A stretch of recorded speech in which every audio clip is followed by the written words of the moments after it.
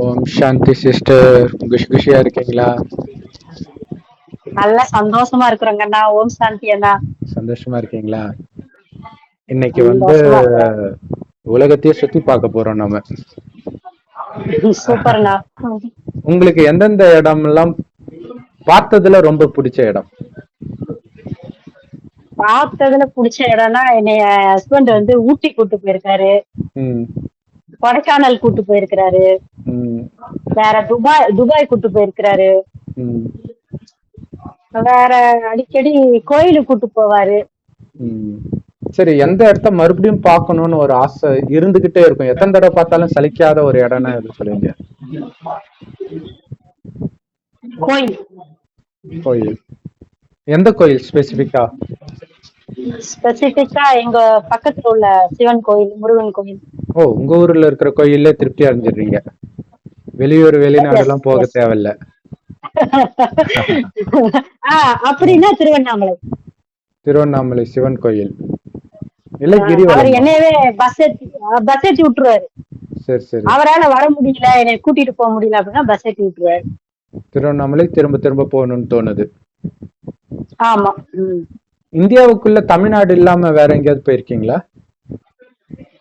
தமிழ்நாடு இல்லாம கேரளா, கர்நாடகா, ஆந்திரா. ஓ, south India ஃபுல்லா போயிட்டீங்க.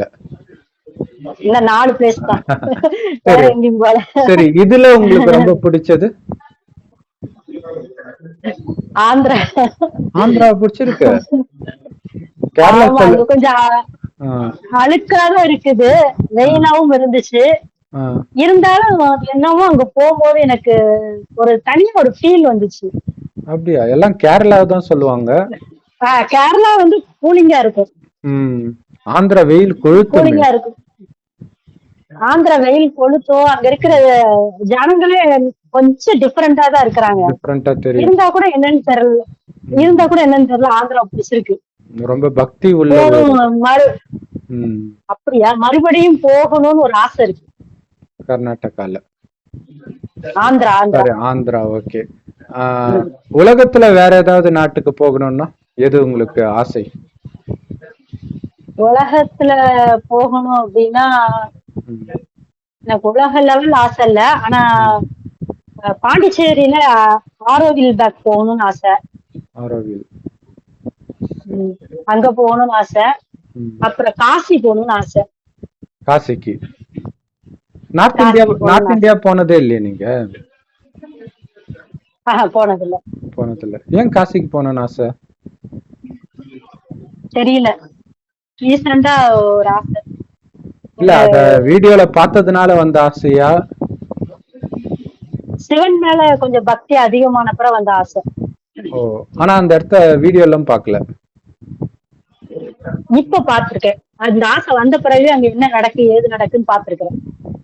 ஏன்னா நிறைய பேருக்கு அந்த ஆசை வருது, அதான் ஆச்சரியமா இருக்குது. ஏன்னா சமீபமா கூட ஆக்சுவலா நான் சாமியே கும்பிடாதவா, சாமினாலே அப்படி வெறுப்பேன். சாமி போட்டோனாலே தூக்கி தூரப்படுவேன், உடச்சு எறிவேன். ஆனா எப்படி நான் வந்து ஒரு சிவபக்தியா மாறினேன்னு எனக்கே தெரியல. ஆக்சுவலா ஒரு பிரதர் கூட அதே மாதிரி சொன்னாரு, காசிக்கு போகணும்னு ஆசைன்னாரு. எனக்கு ஒண்ணுமே புரியல. அவரு இத்தனைக்கும் 20 வயசு அப்படிதான் இருக்கும். ஏன்னா காசினாலே வயசானவங்க போறது, இறக்கும் போது போறது, இப்படித்தானே சொல்லுவாங்க. இறக்குறதுக்குள்ள போகணும்னு நினைப்பாங்க. அது அந்த இடத்துக்கு போகணும்னு தோணுது. அங்க போய் இறந்து போகணும்னு கூட நினைப்பாங்க. மெயினா இறக்குறதுக்காக தான் அந்த இடமே. காசியில இறந்தா மோட்சம், மறுபிறவி கிடையாது அப்படின்னு சொல்லுவாங்க. துபாய் எப்படி இருந்துச்சு? துபாய் நல்ல ஒரு கூலிங்கா இருந்துச்சு. துபாய் வந்து ஒரு கூலிங்கா தான் இருந்துச்சு. ஒரு வெளிநாடு போன ஒரு ஃபீலிங்கா இல்ல.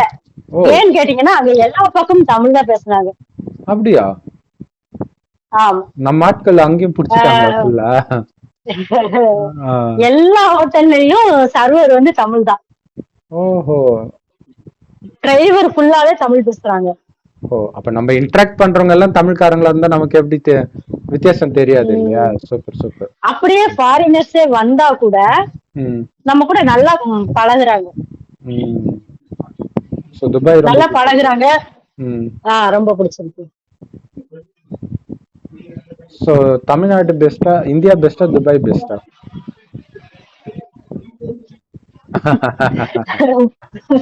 உண்மையை சொல்லணும்னா துபாய் தான் பெஸ்ட். துபாய் தான் பெஸ்ட் இல்லையா?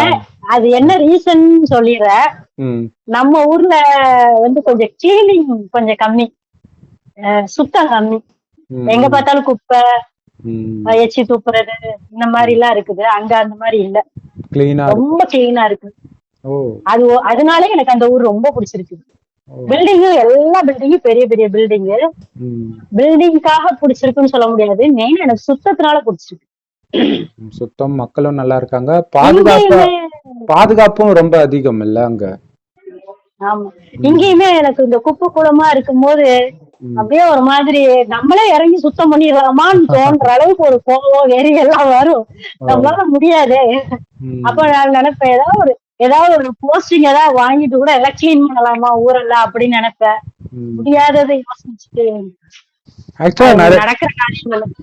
நிறைய வெளிநாட்டுக்காரங்க விளாக் போடும்போது கூட இந்தியாவை பற்றி பேசினாலே இந்த குப்பையை பத்தியும் பேசிடுறாங்க, பிச்சைக்காரங்களை பத்தியும் பேசிடுறாங்க. நிறைய பிச்சைக்காரங்க, நிறைய குப்பை இருக்கிற நாடுன்னு ஃபேமஸ். பிச்சைக்காரங்களை கூட சமாளிச்சுக்கலாம் இப்போ. இல்ல, இங்க கம்மியா இருக்கு, இங்க கம்மியா இருக்கு. நார்த் இந்தியால தான் அதிகம். சின்ன சின்ன பசங்க எல்லாம் பிச்சை எடுக்க விடுவாங்க, கடத்திட்டு போயும் விடுவாங்கன்னு நினைக்கிறேன். அதை வச்சு ஒரு படம் எடுத்து அது ஆஸ்கார் அவார்டே வாங்கிச்சு. ஜெய் ஹோ அந்த பாட்டு, ஏஆர் ரஹ்மான் பாட்டு வரும். அதனால இந்தியா தவிர எல்லாமே சுத்தமா தான் இருக்கும்னு நினைக்கிறேன். அதனாலதான் பிரதமர் வந்து இந்தியாவையும் சுத்தப்படுத்தணும் அப்படின்னு முயற்சி பண்றாரு. ஒரு சிவன் படத்துல ஆரியாவை அகோரியா விடுவாங்க, அதுல கூட நிறைய பிச்சைக்காரங்களாதான் காட்டுவாங்க. நிறைய குழந்தைங்களை பிச்சை எடுக்க விடுவாங்க. அதுல வந்து ஒரு ஃபாரினர் வந்து ஒரு குறிப்பிட்ட அம்மாவை மட்டும் கூப்பிட்டு, நான் உங்க வீட்டுக்கு வரலாமா, பிச்சை எடுக்கிறவங்கள கூப்பிட்டு, அந்த அம்மா அழகா இங்கிலீஷ் பேசுது. அப்புறம் அவங்க வீட்டுக்கு போயிட்டு ஏதோ பொருள்லாம் வாங்கி கொடுத்துட்டு, இந்தியாவில இந்த மாதிரி நிறைய பேர் இருப்பாங்க, எல்லாருக்கும் நம்மளால உதவி பண்ண முடியாது, ஸோ அதனால இவங்களுக்கு செய்யணும்னு தோணிச்சு அப்படின்ட்டு அவங்ககிட்ட கேட்கறாங்க, இந்த கடையில நீங்க என்ன வேணாலும் எடுத்துக்கோங்க, எனக்கு எதுவும் தேவையில்ல, அந்த பால் டப்பா பவுடர் டப்பா மட்டும் போதும், எனக்கு இது வந்து 6 மாசம் என் குழந்தைக்கு யூஸ் ஆகும் அப்படின்னு எடுத்தாங்க. அது ரொம்ப டச்சிங்கா இருந்தது. இதே மாதிரியே இன்னொரு நாடு, ஒரு முஸ்லிம் நாடு தான், என்ன நாடு, சவுதியா, ஆப்கானிஸ்தான் நினைக்கிறேன். ஆப்கானிஸ்தானா ஏதோ ஒரு முஸ்லிம் நாடு, ரொம்ப ஏழ்மையில இருக்குது. துர்க்கி ஏதோ ஒண்ணு. அங்க பாத்தீங்கன்னா அங்க ஒருத்தர் அதே மாதிரி வந்துட்டு இருந்தாரு. வரும்போது என்னமோ பேசிட்டே இருந்தாரு, எனக்கு வேலையே கிடையாது, ஒரு நாட்டுல இருந்தா அந்த நாட்டுல இருந்து என்ன வந்து துரத்திட்டாங்க, சட்ட ரீதியா ஏதோ பிரச்சனைனால துரத்திட்டாங்க, நான் வேலையே இல்லாம இருக்கிறேன்னும் போது, சரி உங்களுக்கு என்ன வேணும், நான் என்னால முடிஞ்சதை செய்யறேன் அப்படின்னு கேக்குறாரு. அப்ப அவரு என்ன சொல்றாருன்னா, ஒரு கடைக்கு இட்டு போறாரு. ஃபர்ஸ்ட் அவருக்கு புரியல, அவரு ஒரு மாதிரி இங்கிலீஷ் கலந்து அவங்க பாஷை பேசுறாரு. சரின்ட்டு இட்டு போறாரு, இவரும் போறாரு. போய் பார்த்தா இதுதான் வேணும் அப்படின்ட்டு எடுக்கிறாரு. அது என்ன அப்படின்னா, பிறந்த குழந்தையுடைய தொட்டில். அது ஒரு மாதிரி இருக்குது, சில்வர்லயே இருக்குது, அப்படியே கம்பி கம்பியா நம்ம பாத்திரம் வைக்கிறோமே அந்த மாதிரியே இருக்குது அது. சோ அது அப்ப அவங்க சாப்பாட்டுக்கே வழி இல்லாம இருக்கிறாரு அவரு, ரொம்ப நாள் சாப்பிடல. பட் இருந்தாலும் அந்த குழந்தைக்கு முக்கியத்துவம் கொடுக்குறாங்க பாத்தீங்களா, அப்பாவும் அம்மாவும். அது உலகம் ரொம்ப மோசமாகும் பொழுது இயேசு பைபிள்ல சொல்லியிருப்பாரு, கடைசி நேரத்துல கர்ப்பிணி பெண்களுக்கு ஐயோ, பாலூட்டும் தாய்மார்களுக்கு ஐயோ. ஏன்னா அவங்க அனுபவிக்கிற வலியை விட குழந்தை அனுபவிக்கிற வலிதான் அவங்களுக்கு ரொம்ப வலிக்கும். அதை வந்து உணர முடிஞ்சது இவங்கெல்லாம். ஏன்னா ஒரு வெளிநாட்டுக்காரர்கிட்ட அவங்க எது வேணாலும் கேட்கலாம் இல்லையா, ஆனா இதுதான் வேணும்னு கேட்கும் பொழுது அவங்களோட மைண்ட்ல 24 மணி நேரம் இதுதான் கவலையா இருக்குதுன்னு தெரியுது இல்லையா, இதுக்காகவே இருக்கிறோம் அப்படின்ட்டு. அது ரொம்ப கொடுமை. அது எனக்கு ஒரு என்னன்னா, குழந்தை அது யார் குழந்தையா இருந்தாலும் சரி, ஒரு குழந்தையோட துடிப்பு, ஒரு குழந்தையோட அழுக, இது வந்து நம்மளை கரைக்கல அப்படின்னா அது மனுஷ பிறப்பே இல்லைன்னு நினைக்கிறேன். கண்டிப்பா கண்டிப்பா அது புடிச்சு இழுத்துடும் இல்ல குழந்தைங்களுடைய அழுகை. அதாவது அந்த குழந்தை தப்பு பண்ணி அம்மா அடிச்சா கூட நமக்கு ஏன் இப்படி அடிக்கிறாங்கன்னு ஒரு வலியை உணர்வோம் நம்ம. அது ஏதோ தப்பு பண்ணிதான் அம்மா அடிச்சிருப்பாங்க, பட் இருந்தாலும் இன்னும் மனுஷி இவங்க இப்படி போட்டு அடிக்கிறாங்களே அப்படின்னு தான் தோணும் நமக்கு. அது ஒரு சூப்பரான விஷயம். தப்பே பண்ணாம வேண்டான்னு விடுற தாய்கள் தான் இருக்கிறாங்க. அவங்களையும் நம்ம போற்றதான் செய்யறோம். தப்பே பண்ணாம வேண்டாம விடுறாங்கன்னா புரியல. ஓ ஓகே, குழந்தைய விட்டுடுறாங்கன்றீங்க. சரி ஓகே, அது ஓகே. குழந்தைய வந்து அடிச்சு வளர்த்தாதான் நல்லா வளர்க்க முடியுமா? குழந்தைய அடிக்கிறதுக்கு மெயின் ரீசனே வந்து இந்த பெண்கள், நம்ம சமுதாயத்துல இந்த பெண்கள் வந்து அதிக டிப்ரெஷன், ஸ்ட்ரெஸ் எல்லாம் யார்கிட்ட காமிக்கன்னே தெரியாம ஒரே ஆளு காமிக்கிற ஒரே ஆளு குழந்தைங்கதான். நமக்கான உரிமையா, நமக்கான குழந்தை, நம்ம உரிமைக்குள்ள குழந்தை ஹஸ்பண்ட், அதுக்கப்புறம் குழந்தைங்க. ஹஸ்பண்ட் வந்து நம்ம திருப்பி அடிப்பாரு, குழந்தை திருப்பி அடிக்காது. சரி சரி, இப்பெல்லாம் ஹஸ்பண்ட் அடிக்கிறது இல்ல, ஒய்ஃப் தான் அடிக்கிறாங்க. சரி, இன்னொரு விஷயம், இப்ப இருக்கிற குழந்தைங்க எல்லாம் ரொம்ப ரொம்ப டார்ச்சர் பண்றாங்க. அதை கவனிச்சிருக்கீங்களா நீங்க? இப்ப சமீபமாக பிறக்கிற ஒரு 5வது 6வது படிக்கிற குழந்தைங்களும் பாத்தீங்கன்னா, அப்ப இருக்கிற ஜெனரேஷன் குழந்தைங்க வந்து அமைதியா இருந்திருப்பாங்க. இப்ப இருக்கிற குழந்தைங்களை அடிக்காம அமைதிப்படுத்த முடியுமான்னு டவுட்டா இருக்குது. அந்த அளவுக்கு இருக்குது குழந்தைங்க. அதை நீங்க கவனிச்சது இல்லையா? அது கொஞ்சம் அம்மா அப்பா கேர் எடுக்காம விடுறதுனாலதான் அப்படி ஆகுறாங்க. அவங்க கொஞ்சம் உட்கார்ந்து பாசமா பிரியமா இருந்தாங்கன்னா கண்டிப்பா நல்ல பிள்ளைங்களா தான் இருப்பாங்க. இல்ல அப்படியே இருந்தா கூட ஸ்கூல்ல வந்து வாழ்த்தனம் பண்ற பசங்களை பாக்குறாங்க, அது இந்த குழந்தைக்கு பிடிக்குது. ஓ இப்படிதான் இருக்கணும் போல இருக்குது அப்படின்னு அதை பார்த்துட்டு வந்து இந்த குழந்தை வீட்டுல அதே மாதிரி நடந்துக்க ஆரம்பிக்குது. அது இல்லாம கார்ட்டூன்லயே பாத்தீங்கன்னா அப்பா அம்மா எழுத்து பேசுறதுதான் இந்த ஷின்சான், இந்த மாதிரி கார்ட்டூன் பாத்தீங்கன்னா அப்பா அம்மாவை நக்கல் பண்றது. அப்ப அதுதானே ஹீரோவா பாக்குறாங்க குழந்தைங்க. அப்ப அந்த குணத்தை கெட்டு போறது. எங்க திருப்பூர்ல பாத்தீங்கன்னா ஒரு ஸ்கூல்ல வந்து அந்த குழந்தை வந்து எப்பவுமே கார்ட்டூன் படம் தான் பாத்துட்டே இருக்குமாமா. அது நினைச்சுக்கிச்சாமா அந்த மாதிரி இந்த அது என்ன எலியும் பூனையும், மிக்கி மவுஸா இல்ல இல்ல இல்ல, எலியும் பூனையும் சண்டை போட்டுட்டே இருக்குங்க. அதான் மிக்கி மவுஸ் தான் ஒரு கார்ட்டூன். இப்ப நிறைய வந்திருக்கும் தெரியல. அந்த கார்ட்டூன் எனி டைம் அந்த கார்ட்டூன் தான் பாத்துட்டே இருக்குமாமா அந்த குழந்தை, ஒரு பையன். அத பாத்துட்டு என்ன நினைச்சிருக்கிறான், நம்ம அடிச்சா அந்த இதுல வந்து அடிக்கடி அடிச்சுக்குவாங்க, கொண்டுக்குவாங்க, திருப்பி வந்துரும் அந்த எலி. அதே மாதிரி ஒரு பையன் வந்து அதே ஒரு மனநிலையில ஒரு பையனை அடிச்சே கொண்டு போட்டான். சின்ன பையன் கொண்டு போட்டது, கொன்னதே சின்ன பையன் தான். கொல்லப்பட்ட பையன் சின்ன பையன் தான், அதே வயசு பசங்க. ஆமா, அப்பா 2-3 வருஷத்துக்கு முன்னாடி நடந்தது. அப்ப இந்த மாதிரி குழந்தையெல்லாம் அடிக்காம சரி பண்ண முடியுமா? எனக்கு தெரிஞ்சு அவங்களை கார்ட்டூன்லாம் அதிகமா பார்க்க விடாம, யாரோ ஒருத்தங்க அம்மா அப்பாவாது பாட்டி தாத்தா யாரோ ஒருத்தங்க அவங்களை கவனிச்சுட்டு ஒரு அன்பா அரவணைச்சு போனா நல்லா இருக்கும்னு நினைக்கிறேன். ஏன்னா எல்லா குழந்தைங்களுக்குள்ள முன் ஜென்மத்துல இருந்து மிருக குணம் வந்துதான் எடுத்துட்டு தான் வருது. அது ஸ்லைட்டா தூண்டி விட்டாலும் இந்த கார்ட்டூன் படம் எல்லாம் ஈஸியா தூண்டி விட்டுடுது. அது உள்ள இருக்கு. அந்த பையன்ட்ட விசாரிக்கும் போது அவன் என்ன சொல்லியிருக்கான்னா, அவன் வந்து செத்து போவானே அந்த பையன் நினைக்கல.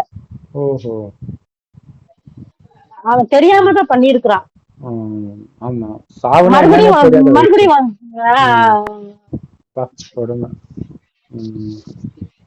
அது இல்லாம இப்ப சமீபமா நியூஸ்ல வந்து ஏதோ ஒரு பையனை எதனால அவனுக்குள்ள ஏதோ ஃபைட்டோ என்னவோ தெரியல, சின்ன பசங்க ஒரு 3வது படிக்கிற மாதிரி பசங்க இருப்பாங்க, 2 பேர் ஒரு பையனை கூப்பிட்டு வராங்க, கூப்பிட்டு வந்து கிணத்துல தள்ளி விட்டானுங்க. கிராமத்துல அந்த இந்த கிணறு இருக்கும்ல, தரமட்டமா இருக்குமே, அந்த கிணத்துல தள்ளி விட்டு சாவடிச்சுட்டானுங்க. அவங்களுக்குள்ள ஏதோ ஒரு ஃபைட்டு. அப்ப அது வந்து அந்த கோபம் அப்ப எந்த அளவுக்கு பிளான் பண்ணி இது தள்ளனா செத்துருவாங்கன்னு தெரிஞ்சதுனால தான் அழிச்சிட்டு போறான் அந்த குழந்தையும். ஆனா அதுக்கப்புறம் வர்ற விளைவுகள் அதுகளுக்கு தெரியாதுன்னு நினைக்கிறேன் இந்த குழந்தைகளுக்கு. இல்ல, இதுக்கு காரணம் வந்து முன்ஜென்மத்து கோபம் இருக்குது சிஸ்டர். அது வந்து வெளிப்படுற மாதிரி சூழ்நிலை வந்தே தீரும். இப்ப ரொம்ப சின்ன வயசுல வருது. 20 வயசுல வர வேண்டிய பிரச்சனை எல்லாம் 5 வயசு 10 வயசுல குழந்தைங்க எதிர்கொள்ள ஆரம்பிக்கிறாங்க. என்னதான் நம்ம பொத்தி வளர்த்தாலும் கோபம் ஒரு பக்கம், இன்னொரு பக்கம் அந்த கோபம் தாங்காம தற்கொலை பண்றது, இது எல்லாமே நடந்துட்டு இருக்குது. எங்கேயோ டாபிக் எடுத்துட்டு போய் எங்கேயோ வந்துட்டோம் நம்ம.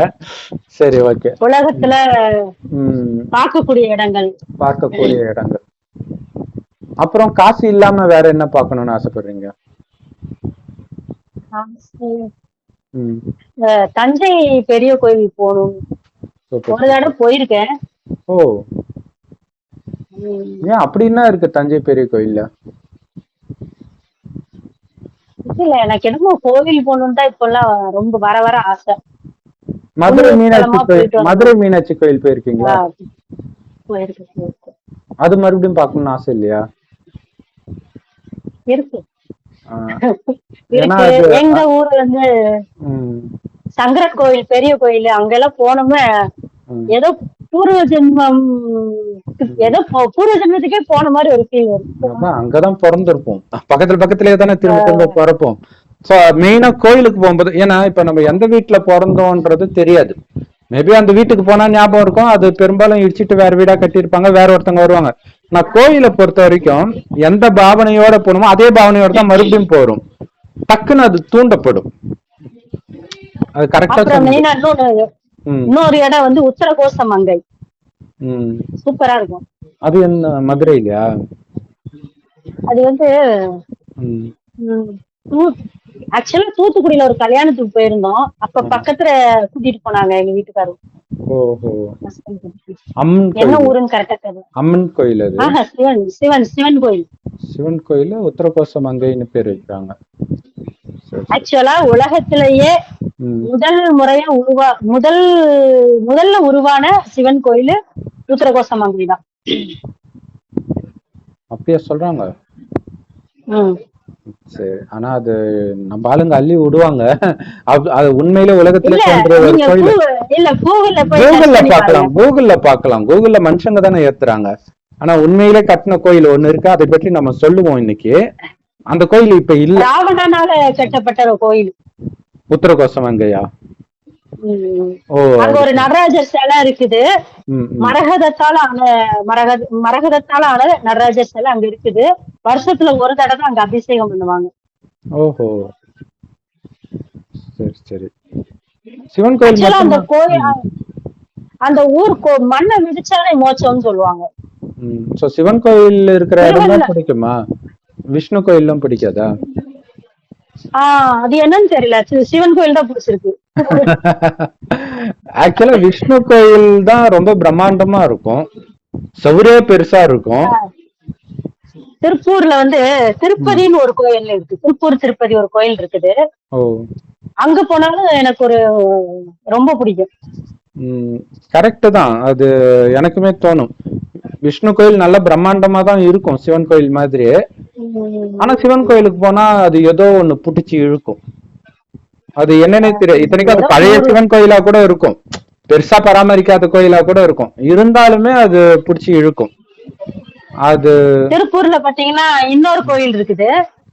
அது வந்து சுக்ரீஸ்வரால வழிபட்ட கோயில். சுக்ரீஸ்வரர் கோயில் பேரே சுக்ரீஸ்வரர் கோயில் தான். பழமை அப்படியே பழமையோடய இருக்குது, எந்த ஒரு ஆல்ட்ரேஷனும் பண்ணாம அந்த கற்சிப்பமாவே இருக்குது. அந்த கல்லால கட்டியிருப்பாங்கல்ல, அந்த மாதிரி சிற்பங்களாவே இன்னமும் அப்படியே இருக்கு. நல்லா இருக்கும் கோயில், நல்லா இருக்கும். அமெரிக்காக்குலாம் போய் பார்க்கணும்னு ஆசை இல்லையா? ஏன்னா எல்லாருக்கும் முதல்ல அதான் ஆசை வரும். ஆக்சுவலா நான் அமெரிக்கால தான் சாவணும்னு நினைச்சிருக்கேன். கடவுள் நம்பிக்கை இல்லாத போகுது. இந்த ஊர்லயே சாவக்கூடாது, இந்தியாவிலே சாவக்கூடாது. அமெரிக்காவுக்கு போறதே லட்சியமா வச்சிருந்திருக்கீங்க. தெரியாத உங்க ஊர்ல போய் தான் சாகணும், நம்ம பிணம் கூட இந்த ஊர்ல இருக்க கூடாது. இந்த ஊர் மேல உள்ள வெறுப்புனால. ஆமா, சூப்பர் சூப்பர். ஏன்னா எல்லாருக்குமே அது ஒரு இங்க ஒரு சொர்க்கம் மாதிரி. ஆனா அது எப்படி இருக்குன்னு கூட தெரியாது. அது என்னமோ அமெரிக்கா அமெரிக்கா அமெரிக்கா. அங்க இருக்கிறவங்க பார்த்தா ரொம்ப அந்த குளிர்ல தாங்க முடியல அந்த மாதிரி எல்லாம் சொல்றாங்க அங்கேயே வசிக்கிறவங்க. நான் இன்னும் கூட அவ்வளவுதான், கரெக்ட், இக்கரைக்கு அக்கறை பச்சை. ஆனால் இறக்கிறதுக்குள்ள போக வேண்டிய இடம் அப்படின்னா தஞ்சை பெரிய கோயில் ஏன் சொன்னீங்க? அங்கேயே என்னன்னு தெரியல, அடிக்கடி போகணும்னு ஆசை வரும். ஃப்ரெண்டுகளை கூப்பிடுவேன், ம், போலாமான்னு கூப்பிடுவேன். வரேன்பாங்க, வரமாட்டாங்க. ம், தடங்கள் ஆயிட்டே இருக்கு. ஆனா ஒரு ஒரு டைமாவது போகணும்னு ஆசை. தஞ்சை பெரிய கோயில், அப்புறம் இன்னொன்னு மதுரை மீனாட்சி கோயில். உம் அதுல என்ன விசேஷம்? மதுரை அங்க தாமரை குளம் இருக்கு, நிறைய சிற்பங்கள் இருக்கு, ம், பெரிய கோயில். ஓ, பெருசா அங்க இருக்கும். ஒரு பெரிய விநாயகர் இருப்பாரு. ம். மீனாட்சியை தவிர எல்லாத்தையும் கொலக்கட்டை சொல்றீங்க. விநாயகரா. மீனாட்சியை தவிர எல்லாத்தையும் சொல்றீங்க. ஃபர்ஸ்ட் ம். கல்யாணம் பண்ண புதுசுல அந்த கோயிலுக்கு தான் போனேன்னு நினைக்கிறேன். ஓ, இல்ல இங்க திருப்பூர்ல வேற ஒரு கோயில் போனேன். ஓ, அப்ப போனதோட சரி, அதுக்கப்புறம் போல நீங்க. போயிருக்கேன். அதுக்கப்புறம் ஒரு தடவை போயிருக்கேன். அங்க எதுவும் வைப்ரேஷன் அப்படிலாம் ஃபீல் ஆகல? ஃபீல் ஆகல. ஓஹோ, சரி. அத எனக்கு திருவண்ணாமலை தான் ஃபீல். Super super super. இப்ப என்னன்னா, சரி, தஞ்சை பெரிய கோயிலுக்கு வருவோம். அந்த தஞ்சை பெரிய கோயில் வந்து எதுக்கு ஃபேமஸ்? அது வந்து உலக அதிசயத்துல ஒன்னா உருவாக்கணும் அப்படி எல்லாம் பேசிட்டு இருந்தாங்க. அப்படி என்ன இருக்குது அதுல? ம், சோழ மன்னனால கட்டப்பட்டது தானே, எனக்கே மறந்து போச்சு அதோட சோழ மன்னர் வரலாறு. கட்டப்பட்டது. இப்ப பொன்னியின் செல்வன் வரும்போது அந்த கோயிலை காட்டவாது செய்வாங்களான்னு எதிர்பார்த்தாங்க, எதுவுமே இல்ல. ராஜராஜ சோழனால கட்டப்பட்டது. அந்த கோயில்ல வந்து ஒரு முக்கிய பிரபலங்கள் யாராவது போனாங்க அப்படின்னா சீக்கிரத்துல இறந்துருவாங்க அப்படின்னு ஒரு நம்பிக்கை இருக்கு. ஓ, அப்படியா? ஓ, அதனாலதான் அங்க படம் எடுக்க கூட போலையா? ஆமா, இருக்கலாம். இருக்கலாம் இல்லையா? அங்க அங்க எம்ஜிஆர் வந்து எம்ஜிஆர் அங்க போயிட்டு வந்து கொஞ்ச நாள்ல இறந்துட்டாரு அப்படின்னு சரியா எனக்கு தெரியல. எனக்கு நான் வந்து ஆதாரபூர்வமா சொல்லல, ஏதோ ஒரு இதுல பாத்துருக்கேன் நிறைய. சரி சரி. ஆனா தஞ்சை பெரிய கோயில வந்து எவ்வளவோ டன் உள்ள, 1000 டன் உள்ள அந்த மேல கோயில் கோபுரத்துக்கு மேல இருக்குது, அது எப்படி எடுத்துட்டு போனாங்கன்னு தெரியல அப்படின்னுவாங்க. அப்புறம் அந்த கோபுரத்துக்கு அந்த காலத்துல யானைகள் அப்புறம் மனிதர்களுமே திடகாத்திரமா இருப்பாங்க, நம்மள மாதிரி எல்லாம் இருக்க மாட்டாங்க. திடகாத்திரமா இருந்தா கூட 1000 டன் தூக்குற அளவுக்கு பெருசா இருப்பான் மனுஷன், அது வாய்ப்பே கிடையாது இல்லையா? இன்னொரு விஷயம் வந்து நம்ம வந்து இப்ப வந்து மனசக்தி எல்லாம் இழந்துட்டோம். நிறைய நம்ம வந்து மைண்ட்ல வந்து நிறைய விஷயங்களை ஏத்திக்கிட்டு மனசக்தி இழந்துட்டோம். அந்த காலத்துல வந்து ஒரே முகமா இருப்பாங்க, ஆரோக்கியமான சாப்பாடு சாப்பிட்டாங்க, மனசக்தி அவங்களுக்கு எல்லாம் ரொம்ப பலமா இருக்கும். மனபலத்துல அவங்க தூக்கிடுவாங்க. ஓ, அந்த அர்த்தத்துல சொன்னீங்களா மனபலன்ட்டு? ஆக்சுவலா அதாவது கையினால அவங்க தூக்குனாங்களா இல்ல மனதின் சக்தியினாலே தூக்குனாங்களா? அது கூட வாய்ப்பு இருக்குது. மனோபலத்தினால மனோபலம் அதிகம். ஏன்னா இப்ப இயேசு வந்து பைபிள்ல ஒரு மலையை பார்த்து அப்பால, அதாவது போய் கடல்ல பேர்ந்து விழு அப்படின்னு கடுகளவு நிச்சய புத்தியோட சொன்னா கூட நடக்கும் அப்படின்னு சொல்றாரு. சோ அந்த மாதிரி விஷயங்கள் கூட அங்க நடந்திருக்கலாம். ஏன்னா நிறைய கோயில் நமக்கு பார்க்கும்போது எப்படா இதெல்லாம் தூக்கி வச்சாங்க, நமக்கு பார்க்கும்போது என்னென்னமோ வீடெல்லாம் உழுது, நமக்கே இது ஊந்துருமா, வெறும் பெரிய பெரிய பாறை தானே இருக்கும் மேல கோபுரத்துல, வெறும் தூண் தூணா இருக்கும். பட் தூண் இருந்தா கூட அது நமக்கு பார்க்கவே பிரம்மாண்டமா இருக்கும். எல்லா கோயிலுமே, அந்த கோயிலும் இல்ல, நிறைய கோயில்களை பார்க்கும்போது அப்படி இருக்கும். பழைய கோயில்கள்லாம் திருத்தணி முருகன் கோயில் நினைக்கிற மலை மேல இருக்கும். அதெல்லாம் கூட எப்படி இருக்குதுன்றது ஆச்சரியமா இருக்கும். ஆனால் இதுல என்னன்னா அது சொல்லுங்க சொல்லுங்க. அது உண்மையிலே வந்து அந்த காலத்து மக்களாலதான் முடிஞ்சது, நம்மளால எல்லாம் முடியாது. கரெக்ட். அதனாலதான் மண்டை பிச்சுக்கிறாங்க. மண்டை பிச்சுக்கிறாங்க. இப்பவுமே நீங்க பாருங்களேன், ஒரு பழைய காலத்து ஆளுங்க அந்த பாரம்பரியமா ஊர்னவங்க இருப்பாங்க, அந்த மதுரை சைடெல்லாம் இருக்கிறாங்க, நல்லா மீச கருப்பா இருப்பாங்க. அவங்க எல்லாம் பாத்தீங்கன்னா எதை வேணாலும் சாதிச்சிடலாம்டா போடா அப்படிம்பாங்க. என்ன வேணாலும் அசால்ட்டா ஒரு அவங்க கூட இருந்தாலே நமக்கு ஒரு பாசிட்டிவ் வைப்ரேட் வந்துரும். அவங்க பேச்ச கேட்டாலே ஓ நம்ம எல்லாம் இது ஒரு சாதாரண விஷயத்த போய் இப்படி பயப்படுறோமே அப்படின்னு நினைப்போம். அவங்க செய்யறாங்களோ இல்லையோ, அந்த ஒரு பாசிட்டிவ் வைப்ரேட் செஞ்சிடலாம் அப்படின்னு. Super super. இப்ப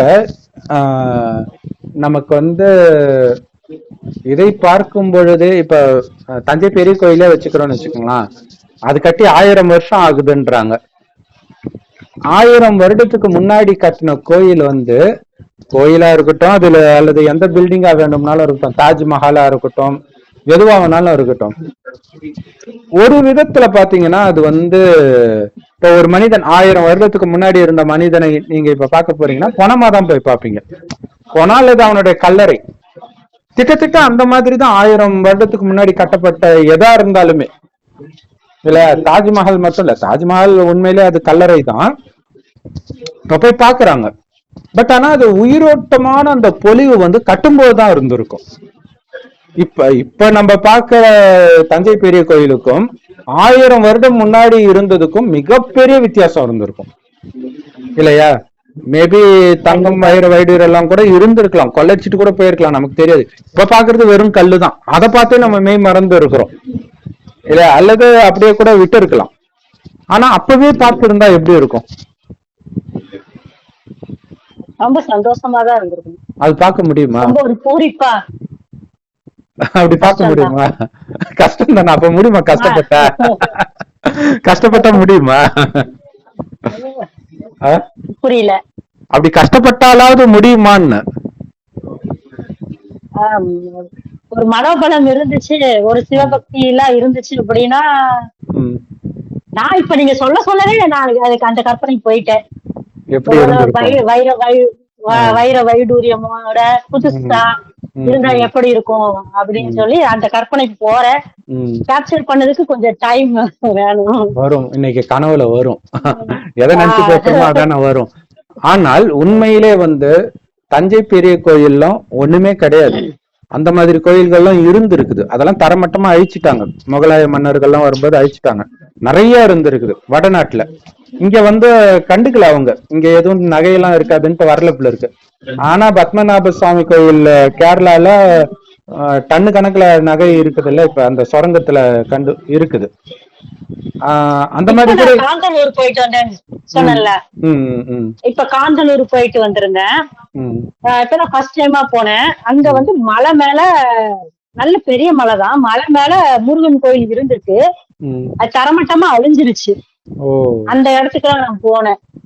பாருங்க, நிறைய இடங்கள் அந்த மாதிரி வந்து கடல் ஓரமா கூட அந்த சிலையெல்லாம் கிடைக்குது.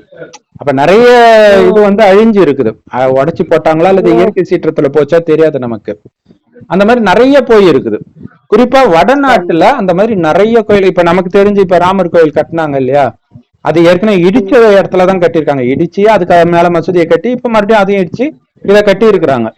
அப்ப ஒரிஜினல் அந்த ராமர் கோயிலோட ஒப்பிடும் போது இப்ப இருக்கிற ராமர் கோயில் கண்டிப்பா பக்காவா இருக்காது. சொல்றாங்க பெருசு பெரிய கோயில்ன்றாங்க, பிரம்மாண்டன்றாங்க. பட் அதுக்கு கம்பேர் பண்ணும்போது, அதுவும் இடிக்கும் போது விட அது கட்டண பொழுது இருந்த அந்த பொலிவோட ஒப்பிடும்போது இப்ப நம்ம அதை வந்து திரும்ப எடுத்துட்டே வர முடியாது. அந்த காலத்து வீடே பார்த்துருக்கிறீங்களா? அந்த தஞ்சாவூர் வீடா, காரைக்குடி வீடெல்லாம் அது செமையா இருக்கும்ல, பார்க்கும்போதே சூப்பரா இருக்கும். சூப்பரா இருக்கும், அந்த வெயிலே தெரியாது வீட்டுக்குள்ள, ஒரு கூலிங்காவே. ஒரு வீட்டுக்கு போயிருக்கிறேன். எல்லார் வீட்லயுமே பின்னாடி கிணறு இருக்குது. சாவி பாத்தீங்கன்னா கையில நம்மளால தூக்க முடியாது. அவங்க வீட்டு சாவிய நம்மளால தூக்க முடியாது. அது இருக்கும் எப்படி ஒரு 2 கிலோ இருக்கும் வெயிட். அந்த சாவி தரவுகோன்னு சொல்லுவோம்ல, அதுவே எப்படி 2 கிலோ இருக்கும். அது இப்படிதான் தூக்கிட்டு வரணும், 2 கையில தான் தூக்கிட்டு வரணும். அப்புறம் பாத்தீங்கன்னா ஃபர்ஸ்ட் பால்கனில என்னன்னா நிறைய ஓவியங்கள் போட்டிருப்பாங்க. அவங்க வீட்டுல இருக்கிறவங்க எல்லாரோட போட்டோஸ், அவங்க பரம்பரையா இருக்கிற போட்டோஸ், ஓவியங்கள், சேரு, சோபா செட் இதெல்லாம் இருக்கும். அதுக்கப்புறம் உள்ள போனீங்கன்னா 4ஆ பிரிஞ்சிரும். அந்த முன்னாடி வந்து தொட்டி மாதிரி, மேல இருந்து ரெயின் தண்ணி வர்ற மாதிரி, மழை தண்ணி விழுகிற மாதிரி 4 பக்கமும் வீடுகள், அந்த ரூம்ஸ் கொடுத்துருப்பாங்க பசங்களுக்கு எல்லாம். பின்னாடி அடுப்பங்கரை, அது பாத்தீங்கன்னா பெரிய அடுப்பங்கரை, ஸ்டோர் ரூம், அதுக்கு பின்னாடி கிணறு, நிறைய பக்காவா இருக்கும், சூப்பரா இருக்கும். மாமரம், தென்னை மரம்.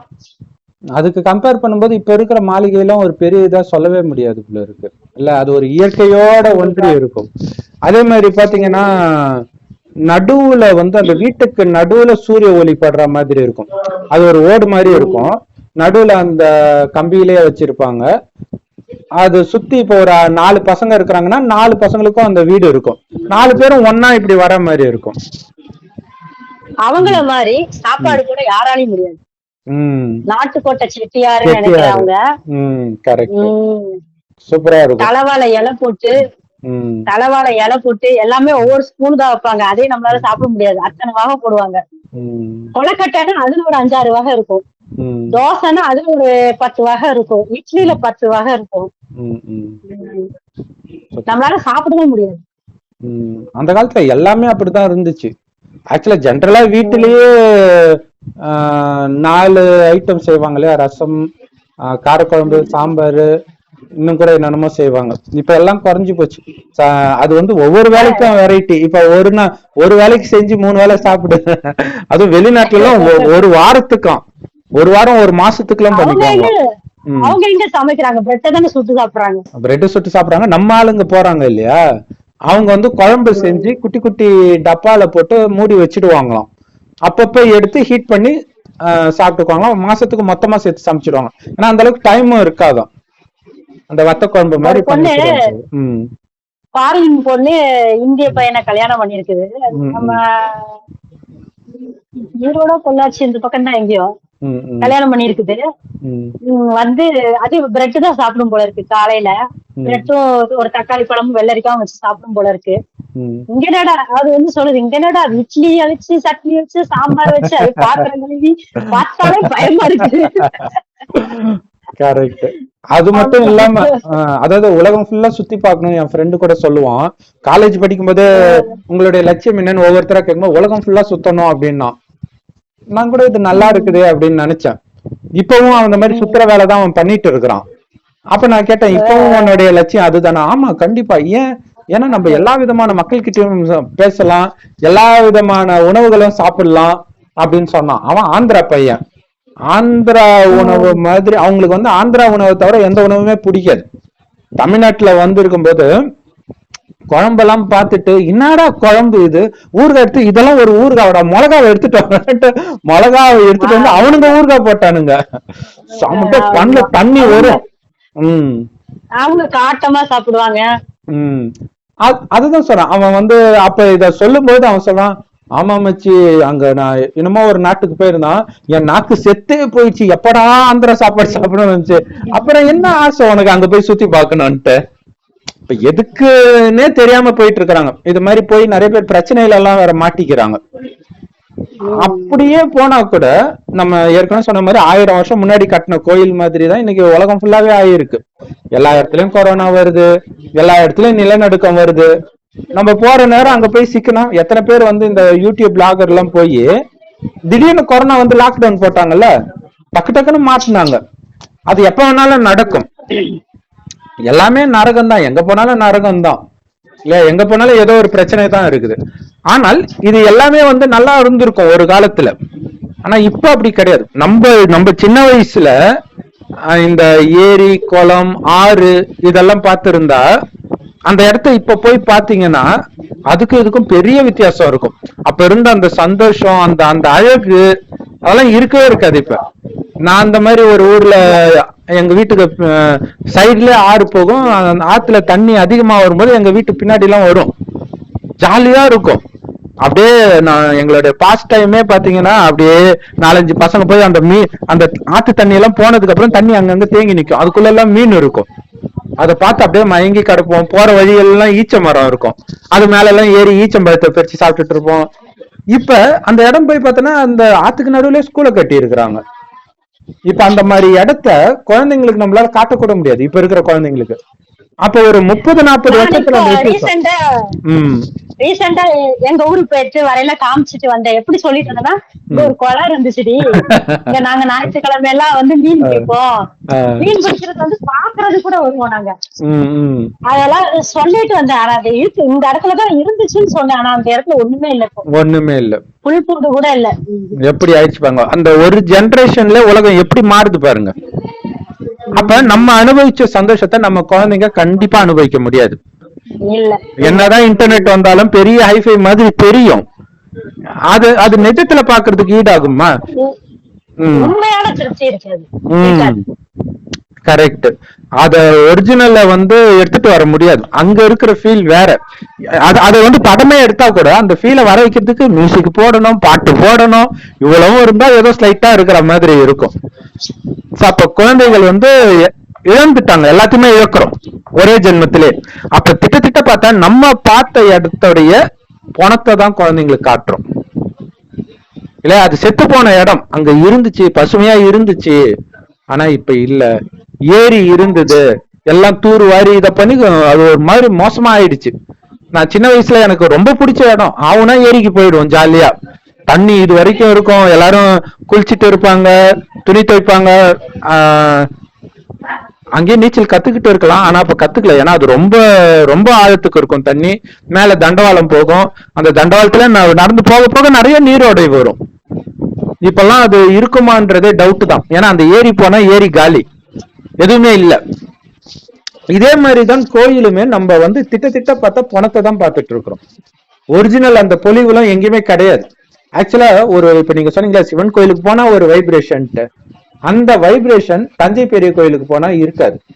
நீங்க போய் பாருங்க. இப்ப ஏன் இருக்காதுன்னா அது வந்து ஒரு டூரிஸ்ட் பிளேஸ் ஆக்கி விட்டாங்க. கோயிலுக்குன்னு ஒரு வைப்ரேஷன் இருக்கும்ல, அது எப்படி டூரிஸ்ட் பிளேஸ் ஆக்குனா இருக்கும்? இருக்காதுல்ல. அங்கங்க ஜோடி ஜோடியா உட்கார்ந்துட்டு இருக்கிறாங்க. இப்ப கோயில்ல எப்படி அந்த வைப்ரேஷன் இருக்கும்? அதனாலே வந்து இந்த சீக்கியர்களோ ஜெயின் மதத்தை சார்ந்தவர்கள் தான், கரெக்ட், சேட்டுங்கன்னு சொல்றோம் இல்லையா, அவங்க வந்து நார்த் இந்தியால ஏதோ ஒரு இடத்துல அவங்களுடைய புனிதமான இடம், அதை வந்து டூரிஸ்ட் பிளேஸா கவர்மெண்ட் அறிவிச்சிருச்சு.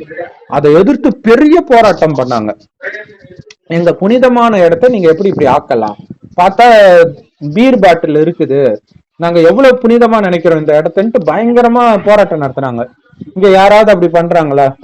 நம்ம ஆளுங்களே கூட்டம் வந்தாதான் போவாங்க அந்த கோயிலுக்கு இல்ல.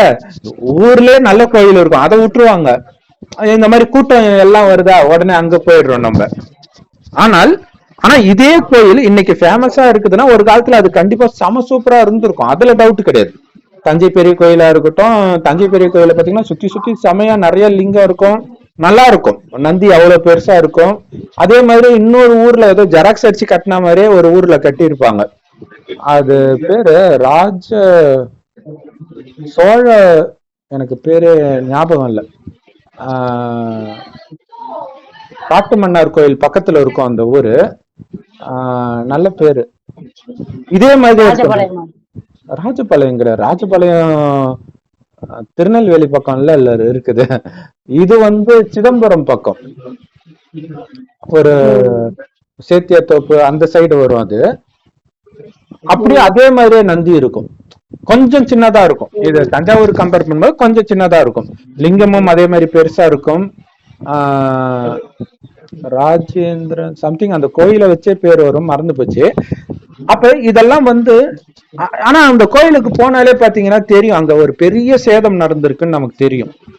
ஒரு சைடு கல்லெல்லாம் பேத்து கிடக்கும், அதாவது இடிச்சு போட்டு மீதி இருக்கிற மிச்சத்தை தான் போய் பாக்குறோம். அந்த மாதிரி அலங்கோலமா இருக்கிறத தான் நம்ம கோயில் நினைச்சிட்டு இப்ப போயிட்டு இருக்கிறோம்.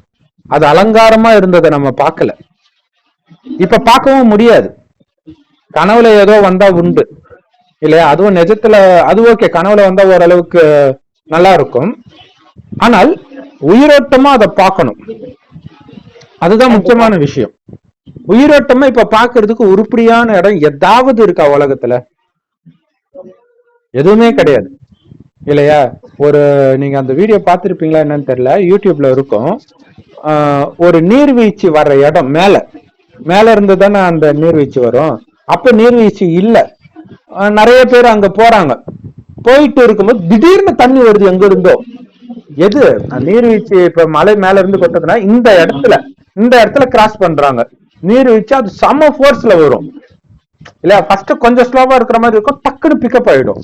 கடக்கடன்னு ஒரு குடும்பமே ஒரு 10 பேர் இருப்பாங்க. டக் டக் டக்குன்னு கையை பிடிச்சி நின்னுக்கிட்டாங்க. எல்லாரும் வாங்க வாங்கினாங்க, முடியல, மத்தவங்களும் ஓடிட்டாங்க. இவங்களால அதாவது ஓட முடியறவங்க கூட குடும்பத்தை விட்டு போக மாட்டாங்கல்ல. நம்ம தாத்தா, நம்ம அப்பா, நம்ம பேத்தி, இந்த மாதிரி எல்லாம் அப்படியே கையை புடிச்சுக்கிட்டே நின்னுக்கிட்டாங்க. ஒருத்தர் இப்படி கெட்டியா புடிச்சுக்கிட்டாங்க. ஒருத்தர் வேற மாதிரி இருந்தாங்க, அவங்களும் கெட்டியா புடிச்சுக்கிட்டாங்க. யாராலும் என்ன பண்றதுன்னே தெரியல. சுத்தி பார்த்துக்கிட்டே இருக்கிறாங்க. எல்லாம் எட்ட வந்து பார்த்துட்டு இருக்காங்க. அந்த வேகத்துல அவங்களால ஒண்ணும் பண்ண முடியாது, யாருக்கும் இன்ஃபார்ம் பண்ண முடியாது.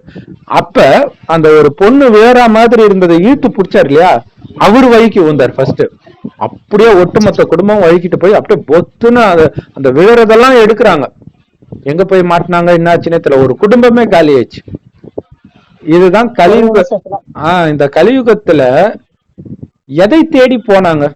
இப்ப பாத்தீங்கன்னா, இப்ப ரொம்ப ஃபேமஸா நியூஸ்ல இருக்கிறது 150 கிலோ உள்ள ஒருத்தர் எடையை குறைக்கிறதுக்காக ஆபரேஷன் பண்ண போய் இறந்துட்டார் இல்லையா? இப்ப இங்க வந்து அதுதான், இப்ப குண்டா இருந்தா என்ன பிரச்சனை? ஒன்னும் பிரச்சனை இல்ல. அது பிரச்சனை இல்லாத வரைக்கும் பிரச்சனை கிடையாது. நமக்கு அது ஒரு வழியை கொடுக்குது. ஒவ்வொருத்தங்களுக்கு ஒவ்வொன்னு அழகு. நான் இப்படிதான் என் ஃப்ரெண்டு ஒருத்தர்கிட்ட ஏதோ ஒண்ணு சொல்லும் போது அவர் சொன்னாரு, ஒருத்தங்களுக்கு ஒரு தச்சுப்பல் இருக்கிறதே அழகு, ஒருத்தங்களுக்கு ஒரு ஓட்டப்பல் இருக்கிறதே ஒரு அழகு. நடிகர் மோகனுக்கு வந்து ஓட்டப்பல் இருக்கும். அப்படியா? ஓட்டப்பல் அதுவே ஒரு அழகு. அவருக்கு மட்டும் நல்ல பல்லா இருந்துச்சுன்னா யாரும் ரசிக்க மாட்டாங்க. நமக்குள்ள இருக்கிற ஒரு குறையே வந்து ஒரு அழகுதான் அப்படிங்கிற மாதிரி ஒரு ஃப்ரெண்ட் ஒருத்தர் சொல்லுவாரு. கரெக்ட் தான். இது வந்து அந்த அழகுதான் அவங்க குறையா நினைச்சிருப்பாங்க சின்ன வயசுல. உதாரணத்துக்கு வந்து ஜெனிஃபர் லோபஸ் ஹாலிவுட் ஆக்ட்ரஸ் பாத்தீங்கன்னா, அவங்க உதடு வித்தியாசமா இருக்கும். என்ன நம்ம உதடு இப்படி அசிங்கமா இருக்குதுன்னு தாழ்வு மனப்பான்மை இருந்துச்சு அந்த பொண்ணுக்கு. கடைசியில அந்த உதடுனாலதான் அவங்க ஃபேமஸே ஆனாங்க. சோ இந்த மாதிரி நிறைய வரும். கரெக்ட். நிறைய பேருக்கு இந்த பல்லு வந்து வித்தியாசமா. முதல்ல பெப்சி பிரியான்னு ஒருத்தங்க இருந்தாங்க, ஞாபகம் இருக்கா? சின்ன வயசுல பெப்சி உமாவுக்கு முன்னாடி இருந்தாங்க. அவங்களுக்கு பல்லு வித்தியாசமா இருக்கும். அதனாலே அவங்க ரொம்ப அதாவது அவங்க திறமையினால ஃபேமஸ் ஆனாலும் அந்த பல்லு வந்து கூடுதல் இதா இருந்துச்சு. சோ இப்ப என்னன்னா, இதை விட்டுட்டு இவங்க புதுசா ஒரு இடத்துக்கு போகணும், அந்த இடத்துக்கு போனா எனக்கு ஏதோ சந்தோஷம் கிடைக்கும் அப்படின்னு நீங்க எங்கதான் சுத்தினாலும் சந்தோஷம் கிடைக்காதுன்றதுதான் உண்மை. ஒருவேளை கிடைச்சிருச்சுன்னா அந்த இடத்துக்கு தானே போகணும், ஏன் மத்த இடத்துக்கு மறுபடியும் போகணும்னு நினைக்கிறாங்க இல்ல? அப்ப எங்கேயுமே மனசு வந்து திருப்தி ஆகல. திருப்திப்படுத்தக்கூடிய எதுவும் இங்க இல்ல, அதுதான் உண்மை. ஆனால் அந்த நம்ம சொன்ன மாதிரி இப்ப எங்கெல்லாம் டூரிஸ்ட் ஸ்பாட்டா போறாங்களோ அந்த இடம் ஒரு காலத்தில் உண்மையிலே ஆனந்தத்தை கொடுக்கக்கூடியதாக இருந்திருக்கும். குறிப்பாக கோயில்கள் அவ்வளவு பிரம்மாண்டமாக இருந்திருக்கும். இப்ப வந்து அது ஒண்ணுமே இல்லாம தான் இருக்குது, சுடுகாடு மாதிரி இருக்குது. கரெக்டா சொல்லணும். எல்லா கோயிலும் ஏதோ கூட்டம் போகுது, இவங்களும் போறாங்க. அந்த மாதிரி ஃபேமஸான கோயிலுக்கு எல்லாம் போகும்போது இதை பாக்குறதுக்கா இவ்வளவு கூட்டமா வருது அப்படின்னு தோன்ற மாதிரிதான் இருக்குது உண்மையிலே கோயில்கள். இவங்க ஒரு பாவனையில இவங்க எங்க சாமியை தான் பாக்குறதே கிடையாது, போனவனே கண்ணெல்லாம் மூடிக்கிறாங்க, அப்படி இருக்குது. ஆனால் உயிரோட்டமாக அந்த கோயிலை நம்மளால பார்க்க முடியுமா அப்படின்னா பார்க்க முடியும். அதை விட மிக அற்புதமான கோயில் வடநாட்டுல கட்டி இருக்கிறாங்கன்னு சொன்னேன் இல்லையா? அதுல உண்மையிலே முதலாக கட்டப்பட்ட கோயில், உலகத்திலே முதலாக கட்டப்பட்ட கோயில் சிவன் கோயில்னு இல்ல, எந்த மதம் எப்படியா இருந்தாலும் இந்து மதம் தான் ஃபர்ஸ்ட் வந்தது. சோ அதுல முதலாக கட்டப்பட்ட கோயில் எது அப்படின்னா குஜராத்ல சோமநாதர் ஆலயம். அதுதான் முதலாக கட்டப்பட்ட கோயில். அத வந்து பல தடவை இடிக்கப்பட்டிருக்கு அந்த கோயில். ஏன்னா முதலாக கட்டப்படும் போது வைர வைடூரியத்தினால கட்டப்பட்டது. அந்த சிவலிங்கமே எப்படி இருக்கும்னா, நம்ம பாக்குற லிங்கம் எல்லாம் கீழே ஏதோ ஒண்ணுல சப்போர்ட்ல தானே இருக்கும், அது சப்போர்ட்ல இருக்காதான், அப்படியே அந்தரத்துல தொங்கிட்டு இருக்குமா. முஸ்லிம் மன்னர்கள் வந்து பார்த்தோன்னே ஆடி போயிட்டாங்க, எப்படா இப்படி நிக்குதுன்ட்டு. அந்த டெக்னாலஜி என்னன்னு சொல்லுவோம். இப்ப தஞ்சை பெரிய கோயிலே பெரிய விஷயமா சொல்றாங்களா, அது நல்ல பெரிய லிங்கம். ஆனா அப்படியே இது அந்த இடத்துல தொங்க அவனும் விட்டு என்னென்னமோ வச்சுதான் பாக்குறானா, ஏதாவது சப்போர்ட் இருக்கான்ட்டு. எதுவுமே இல்லையா.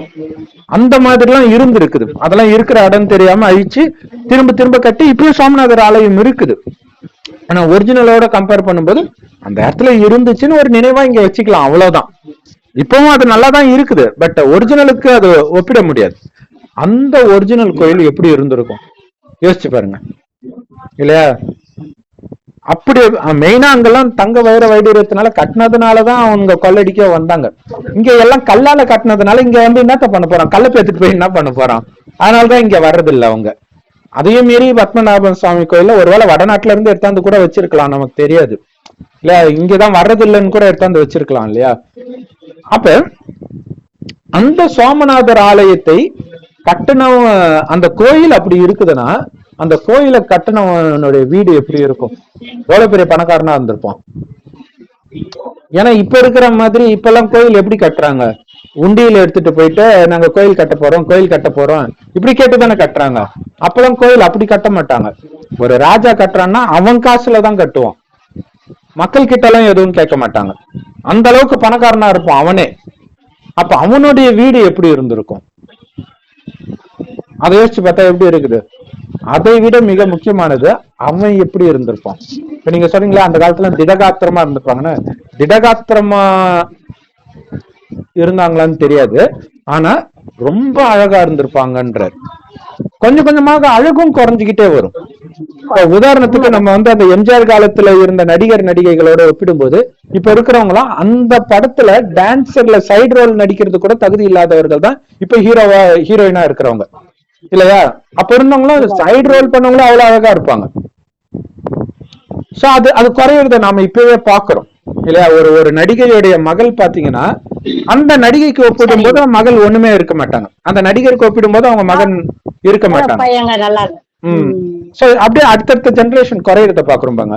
அப்ப அந்த சோமநாதர் ஆலயத்தை கட்டினவங்க எப்படி இருந்திருப்பாங்க. அவங்க மட்டும் இல்ல, அப்ப உலகத்துல எல்லாருமே அழகா இருந்திருப்பாங்க. அந்த டைம்ல அப்படி இருந்தது. அதையும் நீங்க பாத்தீங்கன்னா வயசான பாட்டிங்கெல்லாம் பாத்தீங்கன்னா நல்ல அழகா இருந்திருக்கிறாங்க.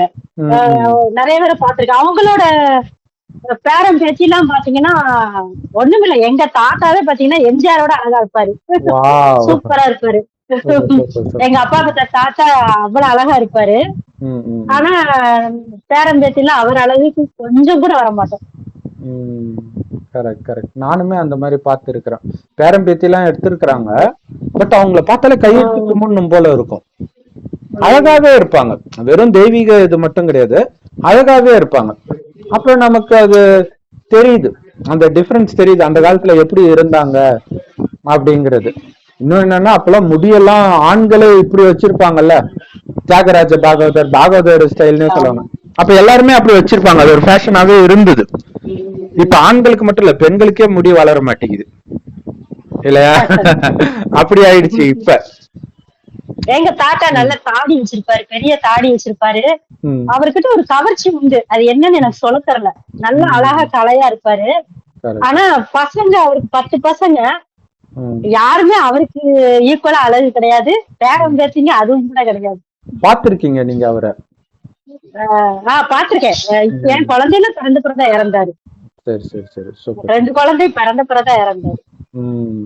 ஓ, உங்க குழந்தை பிறந்த பிறந்தா இறந்தாரு? ஆமா. என் தாத்தா எங்கள்கிட்ட நல்ல பிரியமா இருப்பாரு.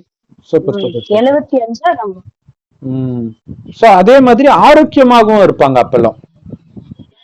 ஆமா.